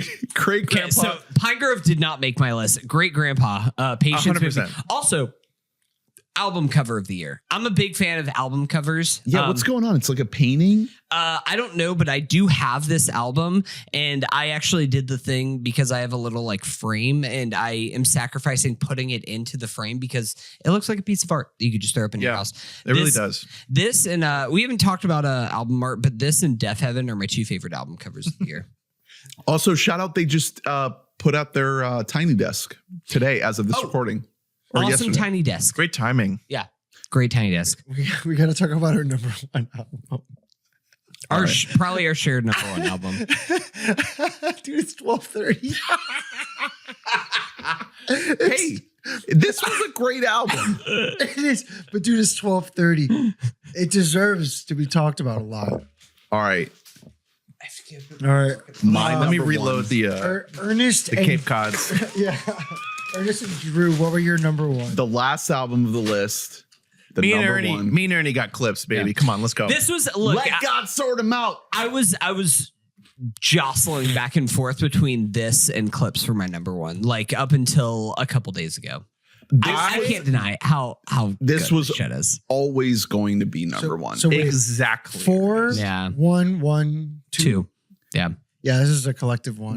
There was never, of all the iterations of my list, there was never a single millisecond that this was not number one. Hey, you know how you know that Pusha T is a fucking Mount Rushmore rapper of our generation and a fucking goat in his own right? Is that in back-to-back albums, he has used either like ad-libs or recurring motifs of they're gonna die. And now this is culturally inappropriate. Like those are the things that he's calling on. And He's that's special, why bro. He's my fucking dude. I've been here. I've been saying this for fucking years that I think if you take Kendrick Lamar, because unfortunately it's like he's the best player while LeBron James is also playing right now. So like if you take him and just put him on the side, Pusha T is one of the greatest rappers of all time. I have to say, this is the first Pusha T album that I've actually connected with. And like What? Because like Daytona! Go Yeah. fucking back. Guys! Well, it's a Pharrell production. Yeah, so that must have something to do with it. All the other Clipse albums! Listen. That It's too. been So been a while. So Daytona, another good one. But like for me, it wasn't the whole thing that I liked. It's Almost Dry, another one, right? That's him as well. Almost right. Yeah. My it's number one of the year. that Another year. one that I'm just Yeah. like, this one. You guys the are whole- out of the whole That's fucking- insane, Danny. The I just want whole to say. fucking album rips, dude. Oh, Guy there's who, no skips. no No skips. skips. Guy who hates Pusha T but loves Malice. No. I Here's the don't. I'm not. You- The thing is, my one critique for this album and the reason it's not my Yeah, it's number like one, every now and then it's like, oh, that verse sounds like it was like a Yeah. worse Pusha T. No, Danny's Exactly. just like, well, you know, I always did think Yellow Diamonds look like pee-pee. Not enough Yellow people. Diamonds look like pee-pee. Not enough people are talking about how yellow diamonds smell like pee-pee. And Yeah.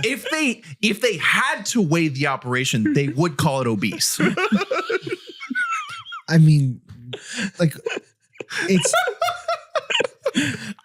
I love Malice on this album. I will No, be fair. I mean, it's great. He's such a I'm great just- He really counter on here. It's really hard. Danny, have you listened to like go back now and listen to Daytona But so- front so- to back? And it's so that's it's what I so wanted. short. That's what I want to do. It's so short, it's so fast, and every song is Danny, perfect. go back to listen to Hell Hath No yeah. Fury. So Hell Hath No Fury. I Yeah. listened to it after I listened to Lord this. Willin, yeah. man, It fucking rules. Dude, that was 20 years ago. And those beats sound like that, man. Yeah. so good. So That they- crazy That's one of Pusha. the things about about Clipse in 2025 is that it forces you to go back. And I think that if we're talking about comebacks, if we're talking about, like all of these, like Panchico or what's the rap group that we talked about? I feel like 3 hours ago. I feel like you're all talking to me. De La Soul. But it's De like La Soul. I also had this as number 4. Let's not forget. Like I love this album. I love it. No, but I'm saying that this is the comeback album. This is 100%. the definitive. This is a Like group maybe the showing best us- comeback album ever. I think like I'm having a hard time thinking of a better one. just as like a credit to that, think about just the song POV and like how great that song is. There's not a chorus to that song. The chorus is just like basically another mini verse by Pusha T. Just like also just making it so fucking catchy, and his flow is so infectious that you're like, well, yeah, that's just one of the best songs I've ever heard in my life. Let's back up for a second, because I think we have to say this thing starts out on a really solemn down note. Oh, yeah. I think that what makes this album truly worthy of the top slot for me is that they decide to start it on this note of loss, Birds Don't Sing, and grief. Mm-hmm. Like literally the first song you hear is about their parents dying, right? One after the other. It's really, I don't know. It's a unique situation because, we've talked a lot about bands who like sort of combine their creative forces and like write together. These are literal like brothers. Yeah. So they have the same parents. So like they're writing verses independently, but they're about the exact same thing and the same people. That's a unique situation. Yeah. It's really, really cool. And the level of quality is equal. It's not like one is like, picking up the slack from the other. They're both at the same level. And what this thing does is it evolves from it. It starts out in this really sad, solemn note, and then it evolves into what's kind of like a fun, silly thing. Once you get into the meat of it, into the thick of it, you have a lot of fun with this thing. And after repeat listens, I think for me, what brings the most entertainment value is finding the weirdness in the lyrics. All of the fun sort of double entendres and triple entendres. They're just good writers, man. It's just they don't know what it is. No, go right ahead. Clipse is just a very, very, very rare combination. Pusha T has been, when I had Daytona as my number 1 in like 2017 or whenever it came out, and it's because I said that he's not like a one trick pony. He's a specialist. He knows what he's the very, very best in the world at, and he just does that. But I think this one in particular is like really just laying it down and showing people how it's done. Yeah, exactly. That's what I'm saying. Is because especially because that's become rarer and rarer. Like Hunter, you were talking about, like there are multiple songs on this album where the chorus is just a rap verse. Yeah. Like, he makes it look easy. They make it look easy. That is more rare than ever in hip hop music. Like you get someone to sing the hook or whatever, but they don't do that most of the time because this is just how they fucking do things, and it just works. The thing that I was most relieved by is that, well, that like Malice for the most part is able to hold his own, and that like he was able to come back and like do his thing.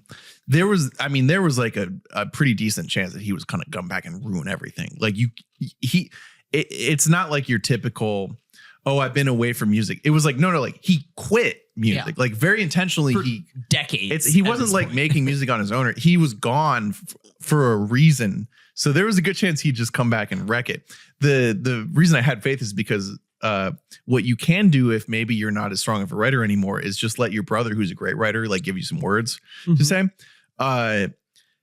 Pharrell delivers some of his best beats ever on this album. That's what I was going to say. Pharrell has already delivered maybe like 10 of the top 50 beats ever made, and he is still doing it. this is some of his best work in decades. I do like to think, and Ernest, I don't know if you share the same idea. The Lego in version my of mind, this? that I think that Clipse reunited during the making of the Lego Pharrell, yeah. Lego Pharrell movie. Absolutely. I think that like the brothers hadn't talked in years. Yeah. Until they were making the Lego Pharrell And Pharrell movie. said, look, I'm making a Lego version of my life. He like- went to no mouth and Yeah. he was like, drop the no. Yeah. Cleaner. I think that he's like, yeah, you got fucking malice now. No, I think that to the point about if you just want to see like the Pharrell Hall of Fame tape, I think that you could just take the 3-song arc of my favorite track on the album, Mike Tyson Blow to the Face, Yeah. MTB, TTF, then to EBITDA, EBITDA, and then EBITDA. into FICO. Like those 3 songs are 3 Crazy. songs that sound totally different from each other, but weave seamlessly together and are just like, it's almost like, think like prime Chris Paul on the Clippers. Like it is just out there, just like fucking throwing oops to DeAndre Jordan and to Blake Griffin. Like Yeah. that is Swish. what Pharrell is doing. He's just out here just like paving the fucking concrete for people to just come in there and just like hoop. Like that's all they're doing is they're just out here hooping on these verses. And it is so good. I think that overall, this was a really bad year for hip hop. Like, I think this was a really, really bad, really disappointing year. I don't know. My second best album is JID, which is in like my mid to late teens. You haven't listened to Cabin in the Sky yet. I haven't listened to Cabin in the Sky. No, I do need to listen Alfredo to 2 was another really good hip hop album. I like it. The, Okay. the Tyler album. In terms of like, I'm in saying- terms of I'm top saying- 10s though, Yeah. How many it's of them? less than we usually have. This is the only hip hop album I have in my top 10. That's insane. I always have at least 2, 3, 4 albums. On I my mean, top well, 10. so hip hop in general, it has lost its cachet as pop. For a good while there, hip hop was pop. Like it was it was the definitive avenue for popular music to be. It is not that anymore. You know what I mean? Like if you look at the top 40, it's the top 40 is no longer populated by hip hop artists, by people. For a while, it was just hip hop, and then it was like a crossover situation where you'd have people like Juice WRLD or people like Uzi or whatever. They're mostly gone from the top of the charts now. Like and so I think what fills the place is the throwback, is the definitive version of hip hop that is like pure. Like this is just like, it's not just a throwback though. well, no, of course not. Because I mean, you can go back and listen to Hell Hath No Fury and it's not a throwback, man. Like that's the magic of Pharrell, is like his beats from 20 years ago are from the future. Well, that Like he makes shit that just like is not of this earth. I think that's part of the reason why it's my number one, is because I had never really locked into Clipse. And, obviously we had the Lego version that was Do you think a unlocked seed that something was for you? planted. But then once this came out, I went back and I did I listened to every Dude. fucking Clipse song, every album. And that album, It's one of the is- best albums it's ever an made. all-timer. It's one of the 5 best hip hops ever. And when but you- it's one of the best albums ever, man. And when you listen to it in relationship to this one, and you hear sort of that, 20-year gap, you hear an evolution, but you also hear a direct, very short tether in the sound. Like somehow, I don't know if it's Pharrell, I don't know if it's the full trio, they managed to recreate this sound that was there in the early 2000s in 2025 Well, and make it sound new. Push never changed what he was for, and like what he was about. Like his style of delivery never changed. It got a little bit more. He did a bunch of It got a little more intense. It got a little more straightforward when he put out shit. What's the Barcode album? I feel like an idiot. My Name Is My Name. Yeah, like that was a huge deal, and that had a little bit more intensity and a little bit. It sounded more modern than anything else he ever put out. Mhm. But like he never changed his formula. Malice was gone, Yeah. so he couldn't change the formula. And then Pharrell has always just existed outside of time. Like he's not in that dimension. So we should have known that it would have been this good, but like you never know. Can I make an NBA comp for you guys? is Pusha T Kawhi Leonard? Is he out here just like fucking doing his thing right now? No. Meanwhile, Kawhi Leonard, I don't know if you guys are watching Hoops right now. Kawhi Leonard is having his best run in like 5 years. No, for sure. For the last 2 weeks. I would say he's Clippers. more so like LeBron almost. How he's not really LeBron because he's so great, but like Is he Curry? someone that's aging well. Yeah, you know? it's like a Curry. Yeah, Is it's just like Curry. Yeah, it's like a guy Curry. who just was great always and just kept on being so like that great. Yeah, like he just never stopped. It's Maybe that is it. That like his 2016 Warriors was Clipse into Daytona, and then it's just like, nah, he's just still out here fucking putting up 29 points a game. Just, I'm trying to think. It's him right now. If the Warriors trade for Michael Porter Jr. or it's like it's They almost trade like Jimmy Butler's bum ass. it's almost kind of like a Giannis type thing where it's like the formula or like the landscape of the NBA might change, but you know what's always going to be great is a guy who can just crash the fucking bucket and get like 25 and 12. You know, like his I thing think will that's what I'm always trying work. to figure out is that like because it is something that I think that Pusha T would be. Like, I think that if you take him 10 years prior to this, and if you take him 10 years into the future, I think Pusha T would always be a star. Yeah. Like, I think you could always find a lane. Well, and maybe that is Giannis is a better comp for that. he Where it's definitely just like he's just carries always this going to be a album guy. hard. Well, it also that's the thing is it also there are a few times where like when Malice missteps just a little bit. 100%. Yes. That's if there's anything to critique about the album, there are times When Yellow That's it. Diamonds look like pee-pee. when Yellow Diamonds look like people when you have to weigh the operation and call it obese. It's just stuff like that. Where you're like, oh, that's fun. well, but it makes you be like, oh, Pusha T is crazy because his music is not there isn't any like Pharrell's production is incredible, but it is in the background. There's no singing, there's no filters on his voice. It's very vocal forward. So if there's a horrible bar, you really hear it.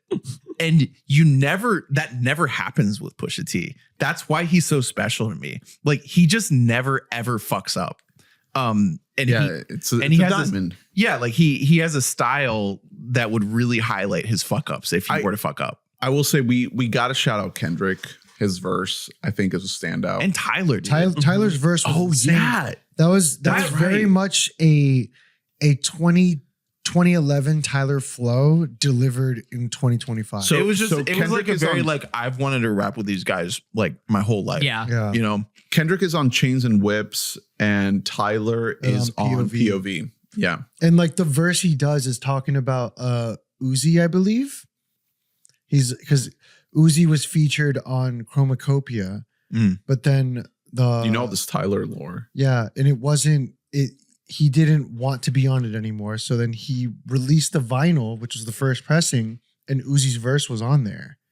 And so then that's what the whole line, tell your lawyer to set the fee. That's talking about you suing him. Like, go ahead. Listen, Uzi kind of lost his mind.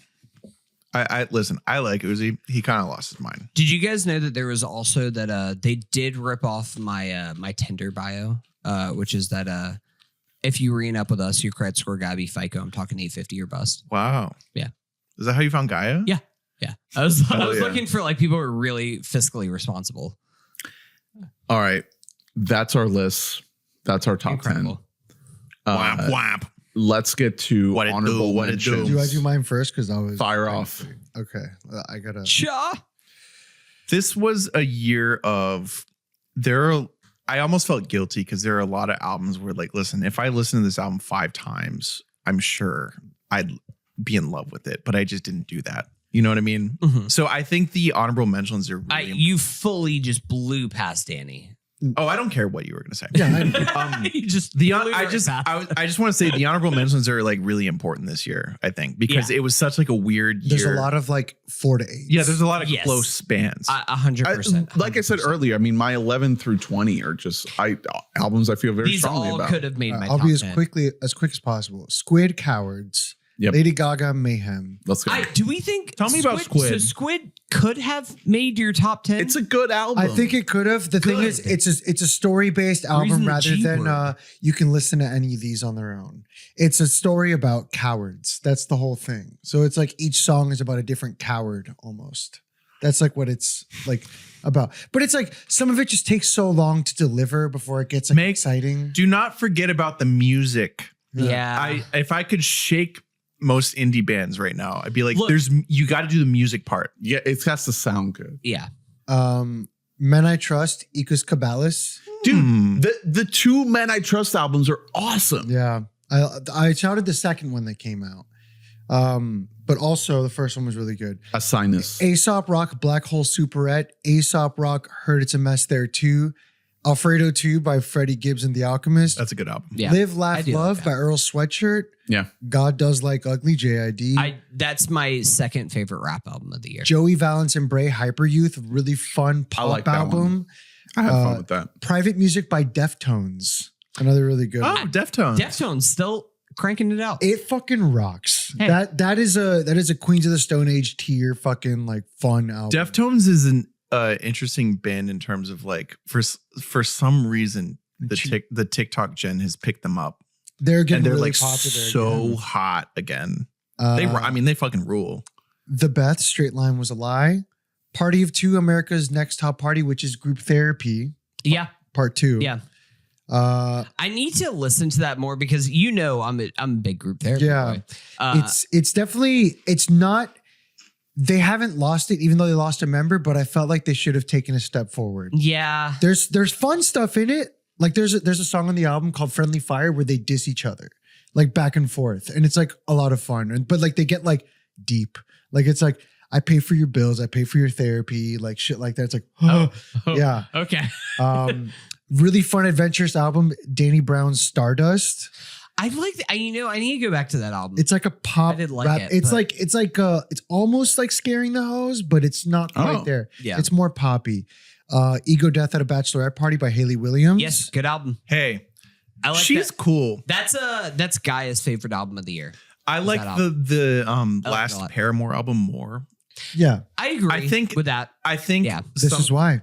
Remember who had it on their I don't list? leave the Danny. house. Danny had it on their list. the only thing about her is there's just a little bit too much millennial cringe moments with her lyrics where Yeah. it's like, hey, you could be a little abstract every now and then. The biggest star. It's just really on the Fucking nose. Country That's all. singer bar. She's still really cool, and she's Yeah. doing I do she's like doing it. all the things that like cool artists are doing right now, where she's like pitching her voice up and down and stuff like that in the new album. Like, you know what I mean? She's clearly like with it. All right, Hunter, go. Breached by 21 Pilots. I will rattle through a couple of these pretty No, quick. hold on. What? Tell me about that. So that's not one. If you want to speak on that. well, I just forgot to say it. We mentioned Wet Leg, which is my number 11. My number 12 on my list was Violet by LS Dunes. This is another one of my toughest I listened cuts. to it. Awesome album. This is a really cool album. It's a super group album. It's got one of the guys from Coheed. It also has like a guy from like it's got it has the basis from Coheed. I have a Hunter section here of Ellis Dunes, Scowl, and Gloin.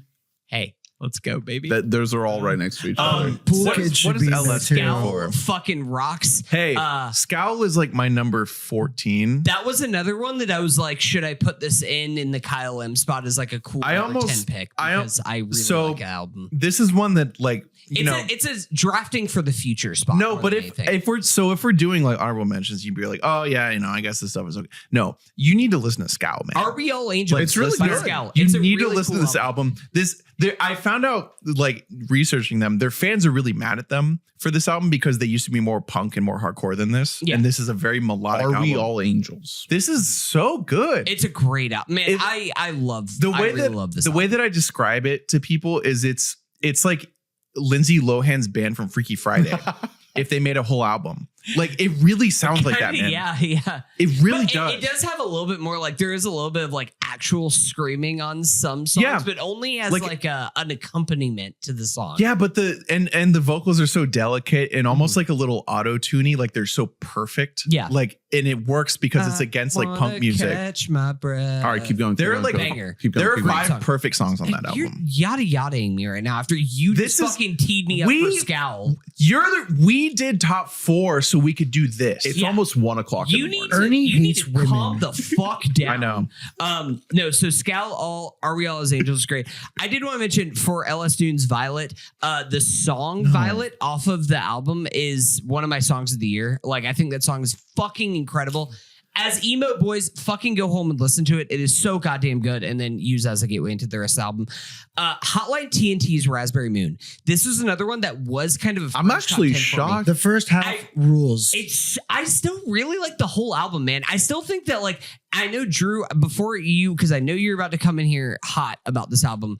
I still think that Hotline TNT is one of the more interesting. Don't go to therapy. Pure. Be sad. I still think that they're one of the more interesting pure shoegaze artists that we have. We don't have a lot of artists that are just like fucking out here, just fucking playing chords, just all at each other. And yes, do I wish they were playing a little bit more minor chords on this album? Why is it happy? I do.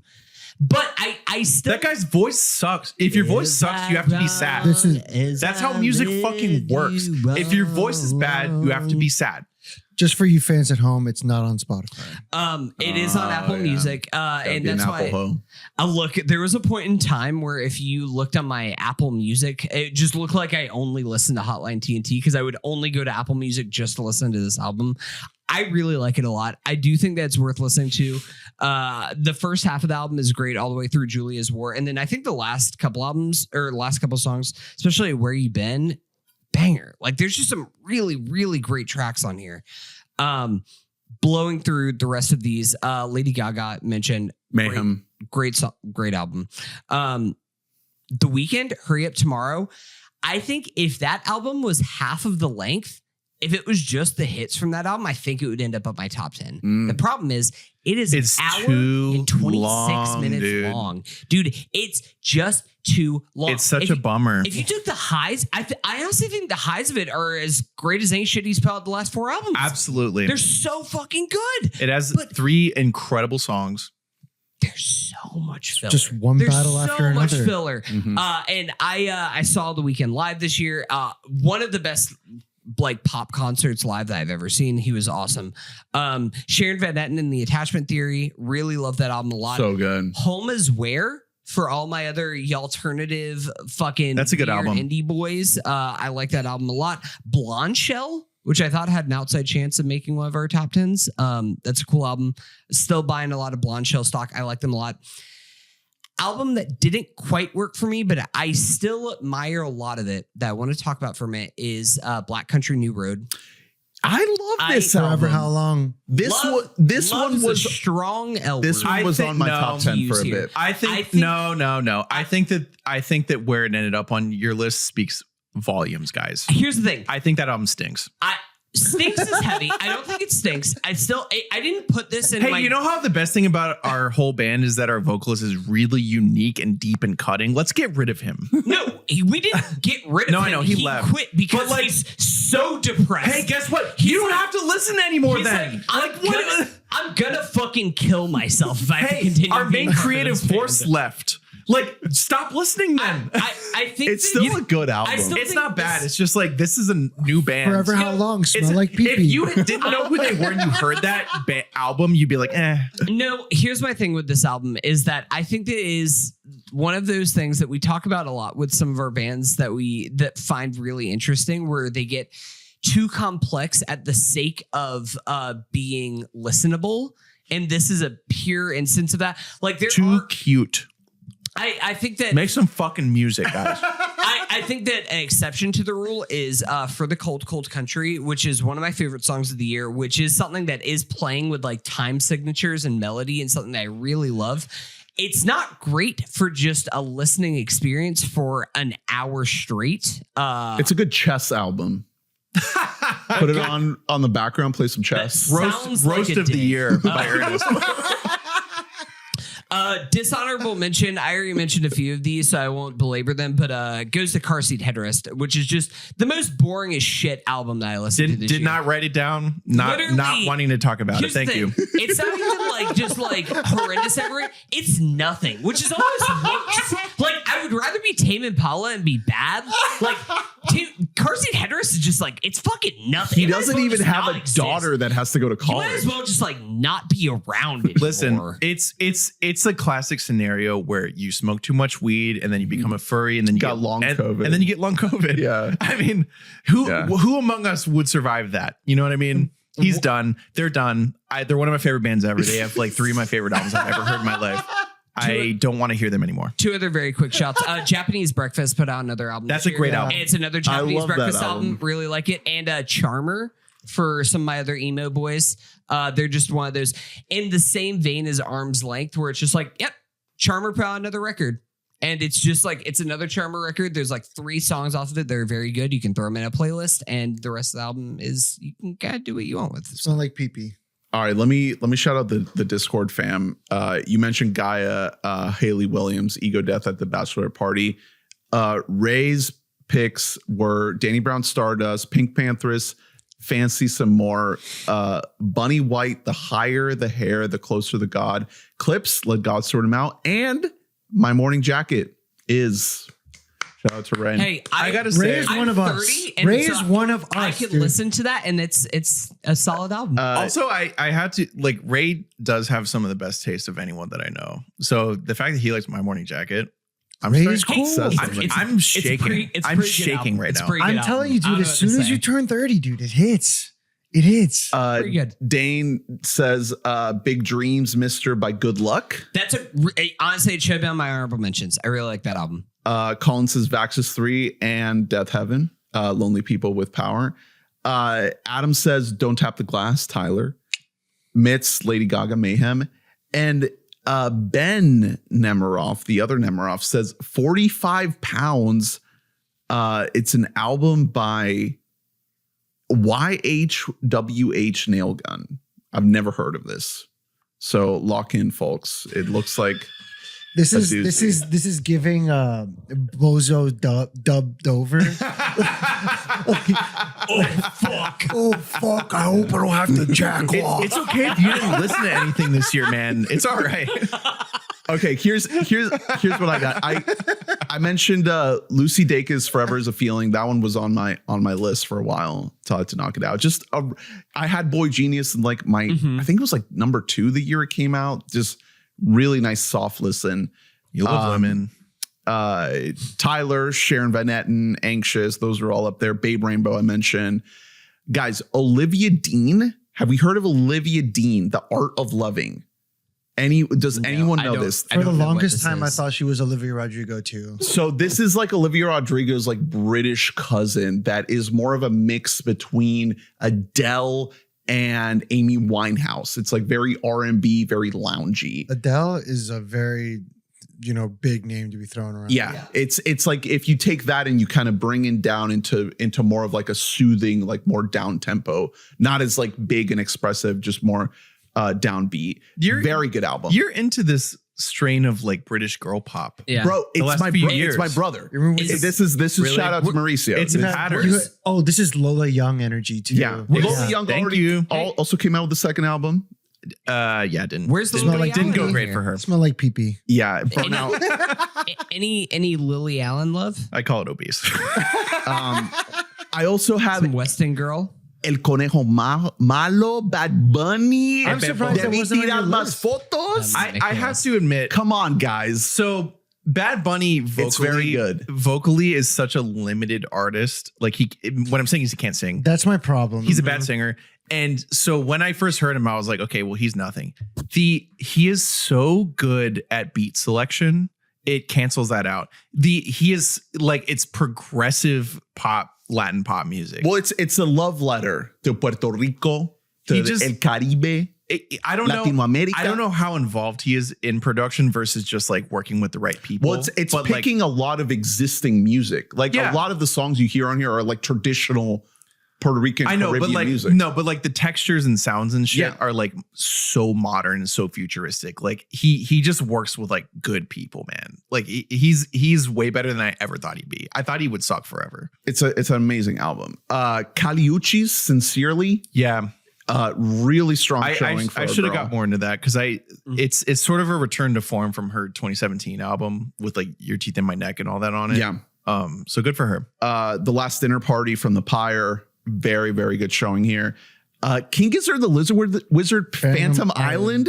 Let's fucking go. So what I'm hearing is this must like suck. Yeah. No, it's great. The fact that Danny had, Why the no? Tell me. guys, right It's here, just Danny like- had more women on his list than he had Australians, and that's really Are you insane. okay? I had one woman and one Australian. Okay, you had equal Down the middle. number. And Okay. like one person of color. No, King Gizzard. It was just like I don't know. It felt like a whole lot, like a what is it? Citizen album. It's or Arm's Length album. 3 good songs. The rest of it is like nothing. It was another one. It's another one of the artists that you love that's just putting out mid-tier stuff in their No, it's usually fucking hot heat, and this one was just like 3 good songs. Like Dead Stick, banger. Phantom Island, banger.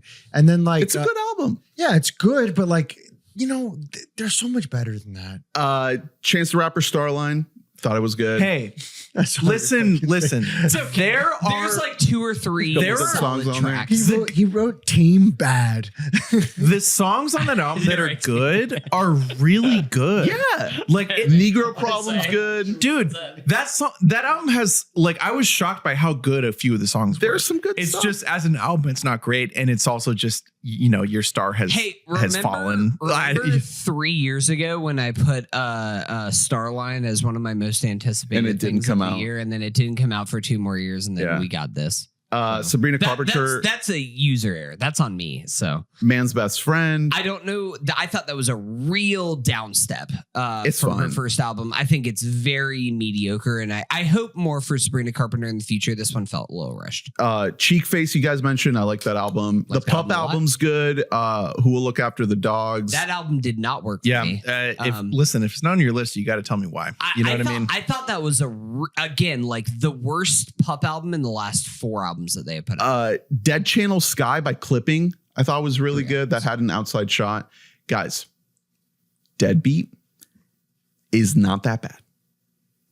It's not one of the worst Here's the albums thing. of the year. If I were Here's the thing. It ain't that good either. so it has a couple good songs on it. for the listeners out there who are on Kalshi in the prediction markets, if you had predicted Ernest would be the one to say that, you didn't win much money. Yeah, it was like a minus What was the 4,000. what was odds the were odds really of it high. being on my list? Still low. I would have been really like it because the thing is, it's awful. No, come It's on, a man. bad dude. No, If you didn't know this guy and this album came out, you would hear it once and never again. Drew, There's I'm some gonna good ask you. I'm gonna songs ask on you the it. question that Danny asked me at our New Year's party. Just gun to your head, 1 to 10. What are you rating the album? 4. Oh, That's higher than me. I said a 3. Yeah, it's not good. I said Talking about Deadbeat. yeah. It's not good. It's like a 3. I think it's I a give it a- bad album. I I give think it it's a just fucking straight up 2, a dude. bad album. I think It's it not might good. even be a 2. It's One bad of the album. high points Bad album. is a song called Dracula, which sounds like it's like a song that the villain would dance to at the end of like a like a stop- Hotel Transylvania movie. yeah. You can't release a Halloween song after Halloween, dude. he didn't release it after. You He can't. released it before. You can't. Here's the thing. If I heard Dracula though, like, and you didn't tell me who it was, I'd be like, who's this fucking like fake ass wannabe Tame Impala band? Like, that's the best they can do. Tame Impala, if you put them in, if you did the Hot Mulligan exercise, how low would Did that you- song be in the Yeah, if you put discography all of their Tame songs Impala? together on a list of like separate from How album, low it'd would be you go until crazy. you got to one It's- Deadbeat song? dude, it'd be What's crazy. what's You can go the down to best song 80 on that album? What's the best that song? whole album would be the whole bottom. That's Like, it. I think That's it, yeah. Dracula probably. Dracula. Yeah. Where does That's it bad. where does it That's line bad. up? Where does it line up in the slow rush? It's Dracula the would bottom. be the worst The song on Slow worst Rush. song. Yeah. And Slow Rush is Is the worst album before this. Yes. So Yeah, what are like, we come doing? on, man. You're too attached to the memories we have of lonerism. He's a talented musician. Yes, he is. It's Well, just one guy. he Ernest, was. Ernest, He look was me in the talented. eyes. I love you. It's 2026. You got to stop the coping. You got to fucking cut out the copium from you. It's not that bad. This is a strict podcast, gotta dude. cut the People cord. come to us to find out what to Yeah, listen to. especially, and they're definitely still listening right now, this late in the episode. We have more listeners than the beginning. Yeah. There was someone that was unsure, and we're like, no, don't waste your time. I've heard that listeners spike at like halfway through honorable mentions in hour 5. So The Zootopia rejected theme song of End of Summer was actually pretty good. How heartbreaking was Kevin when he heard that Shakira would be returning for Zootopia 2? The first time I listened to it, I was thinking this is a fake AI album. And then I heard the real release and realized that was the album. I thought this was AI. Do you have anything else, Ernest? Go.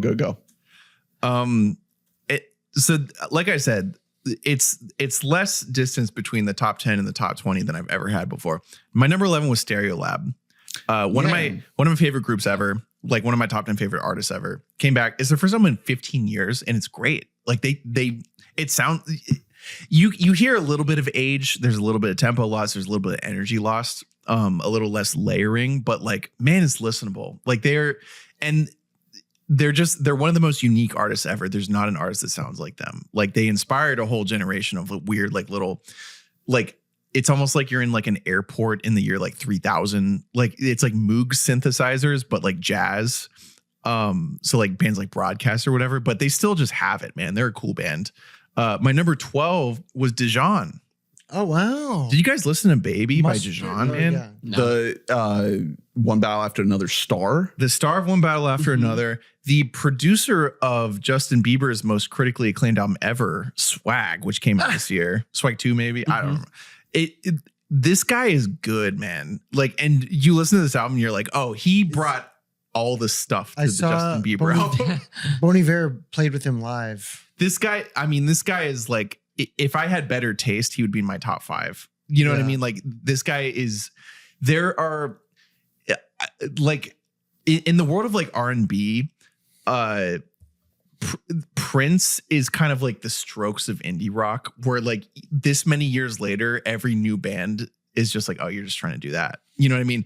He is the first person I've ever heard that is doing Prince, but also sounds like he's in the future. Oh, hell yeah. Like, and there have been a lot. Like Blood Orange is incredible. I love him.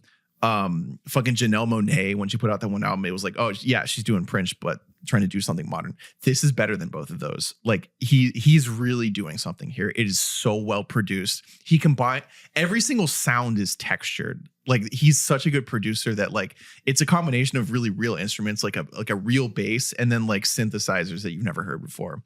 Such a cool album. Once again, shout out to Paul Thomas Anderson for being the coolest person alive by just being like, yeah, I want this guy to just be like revolutionary. eighth building in my movie that I'm making. Yeah. My number 13 was Cheek Face.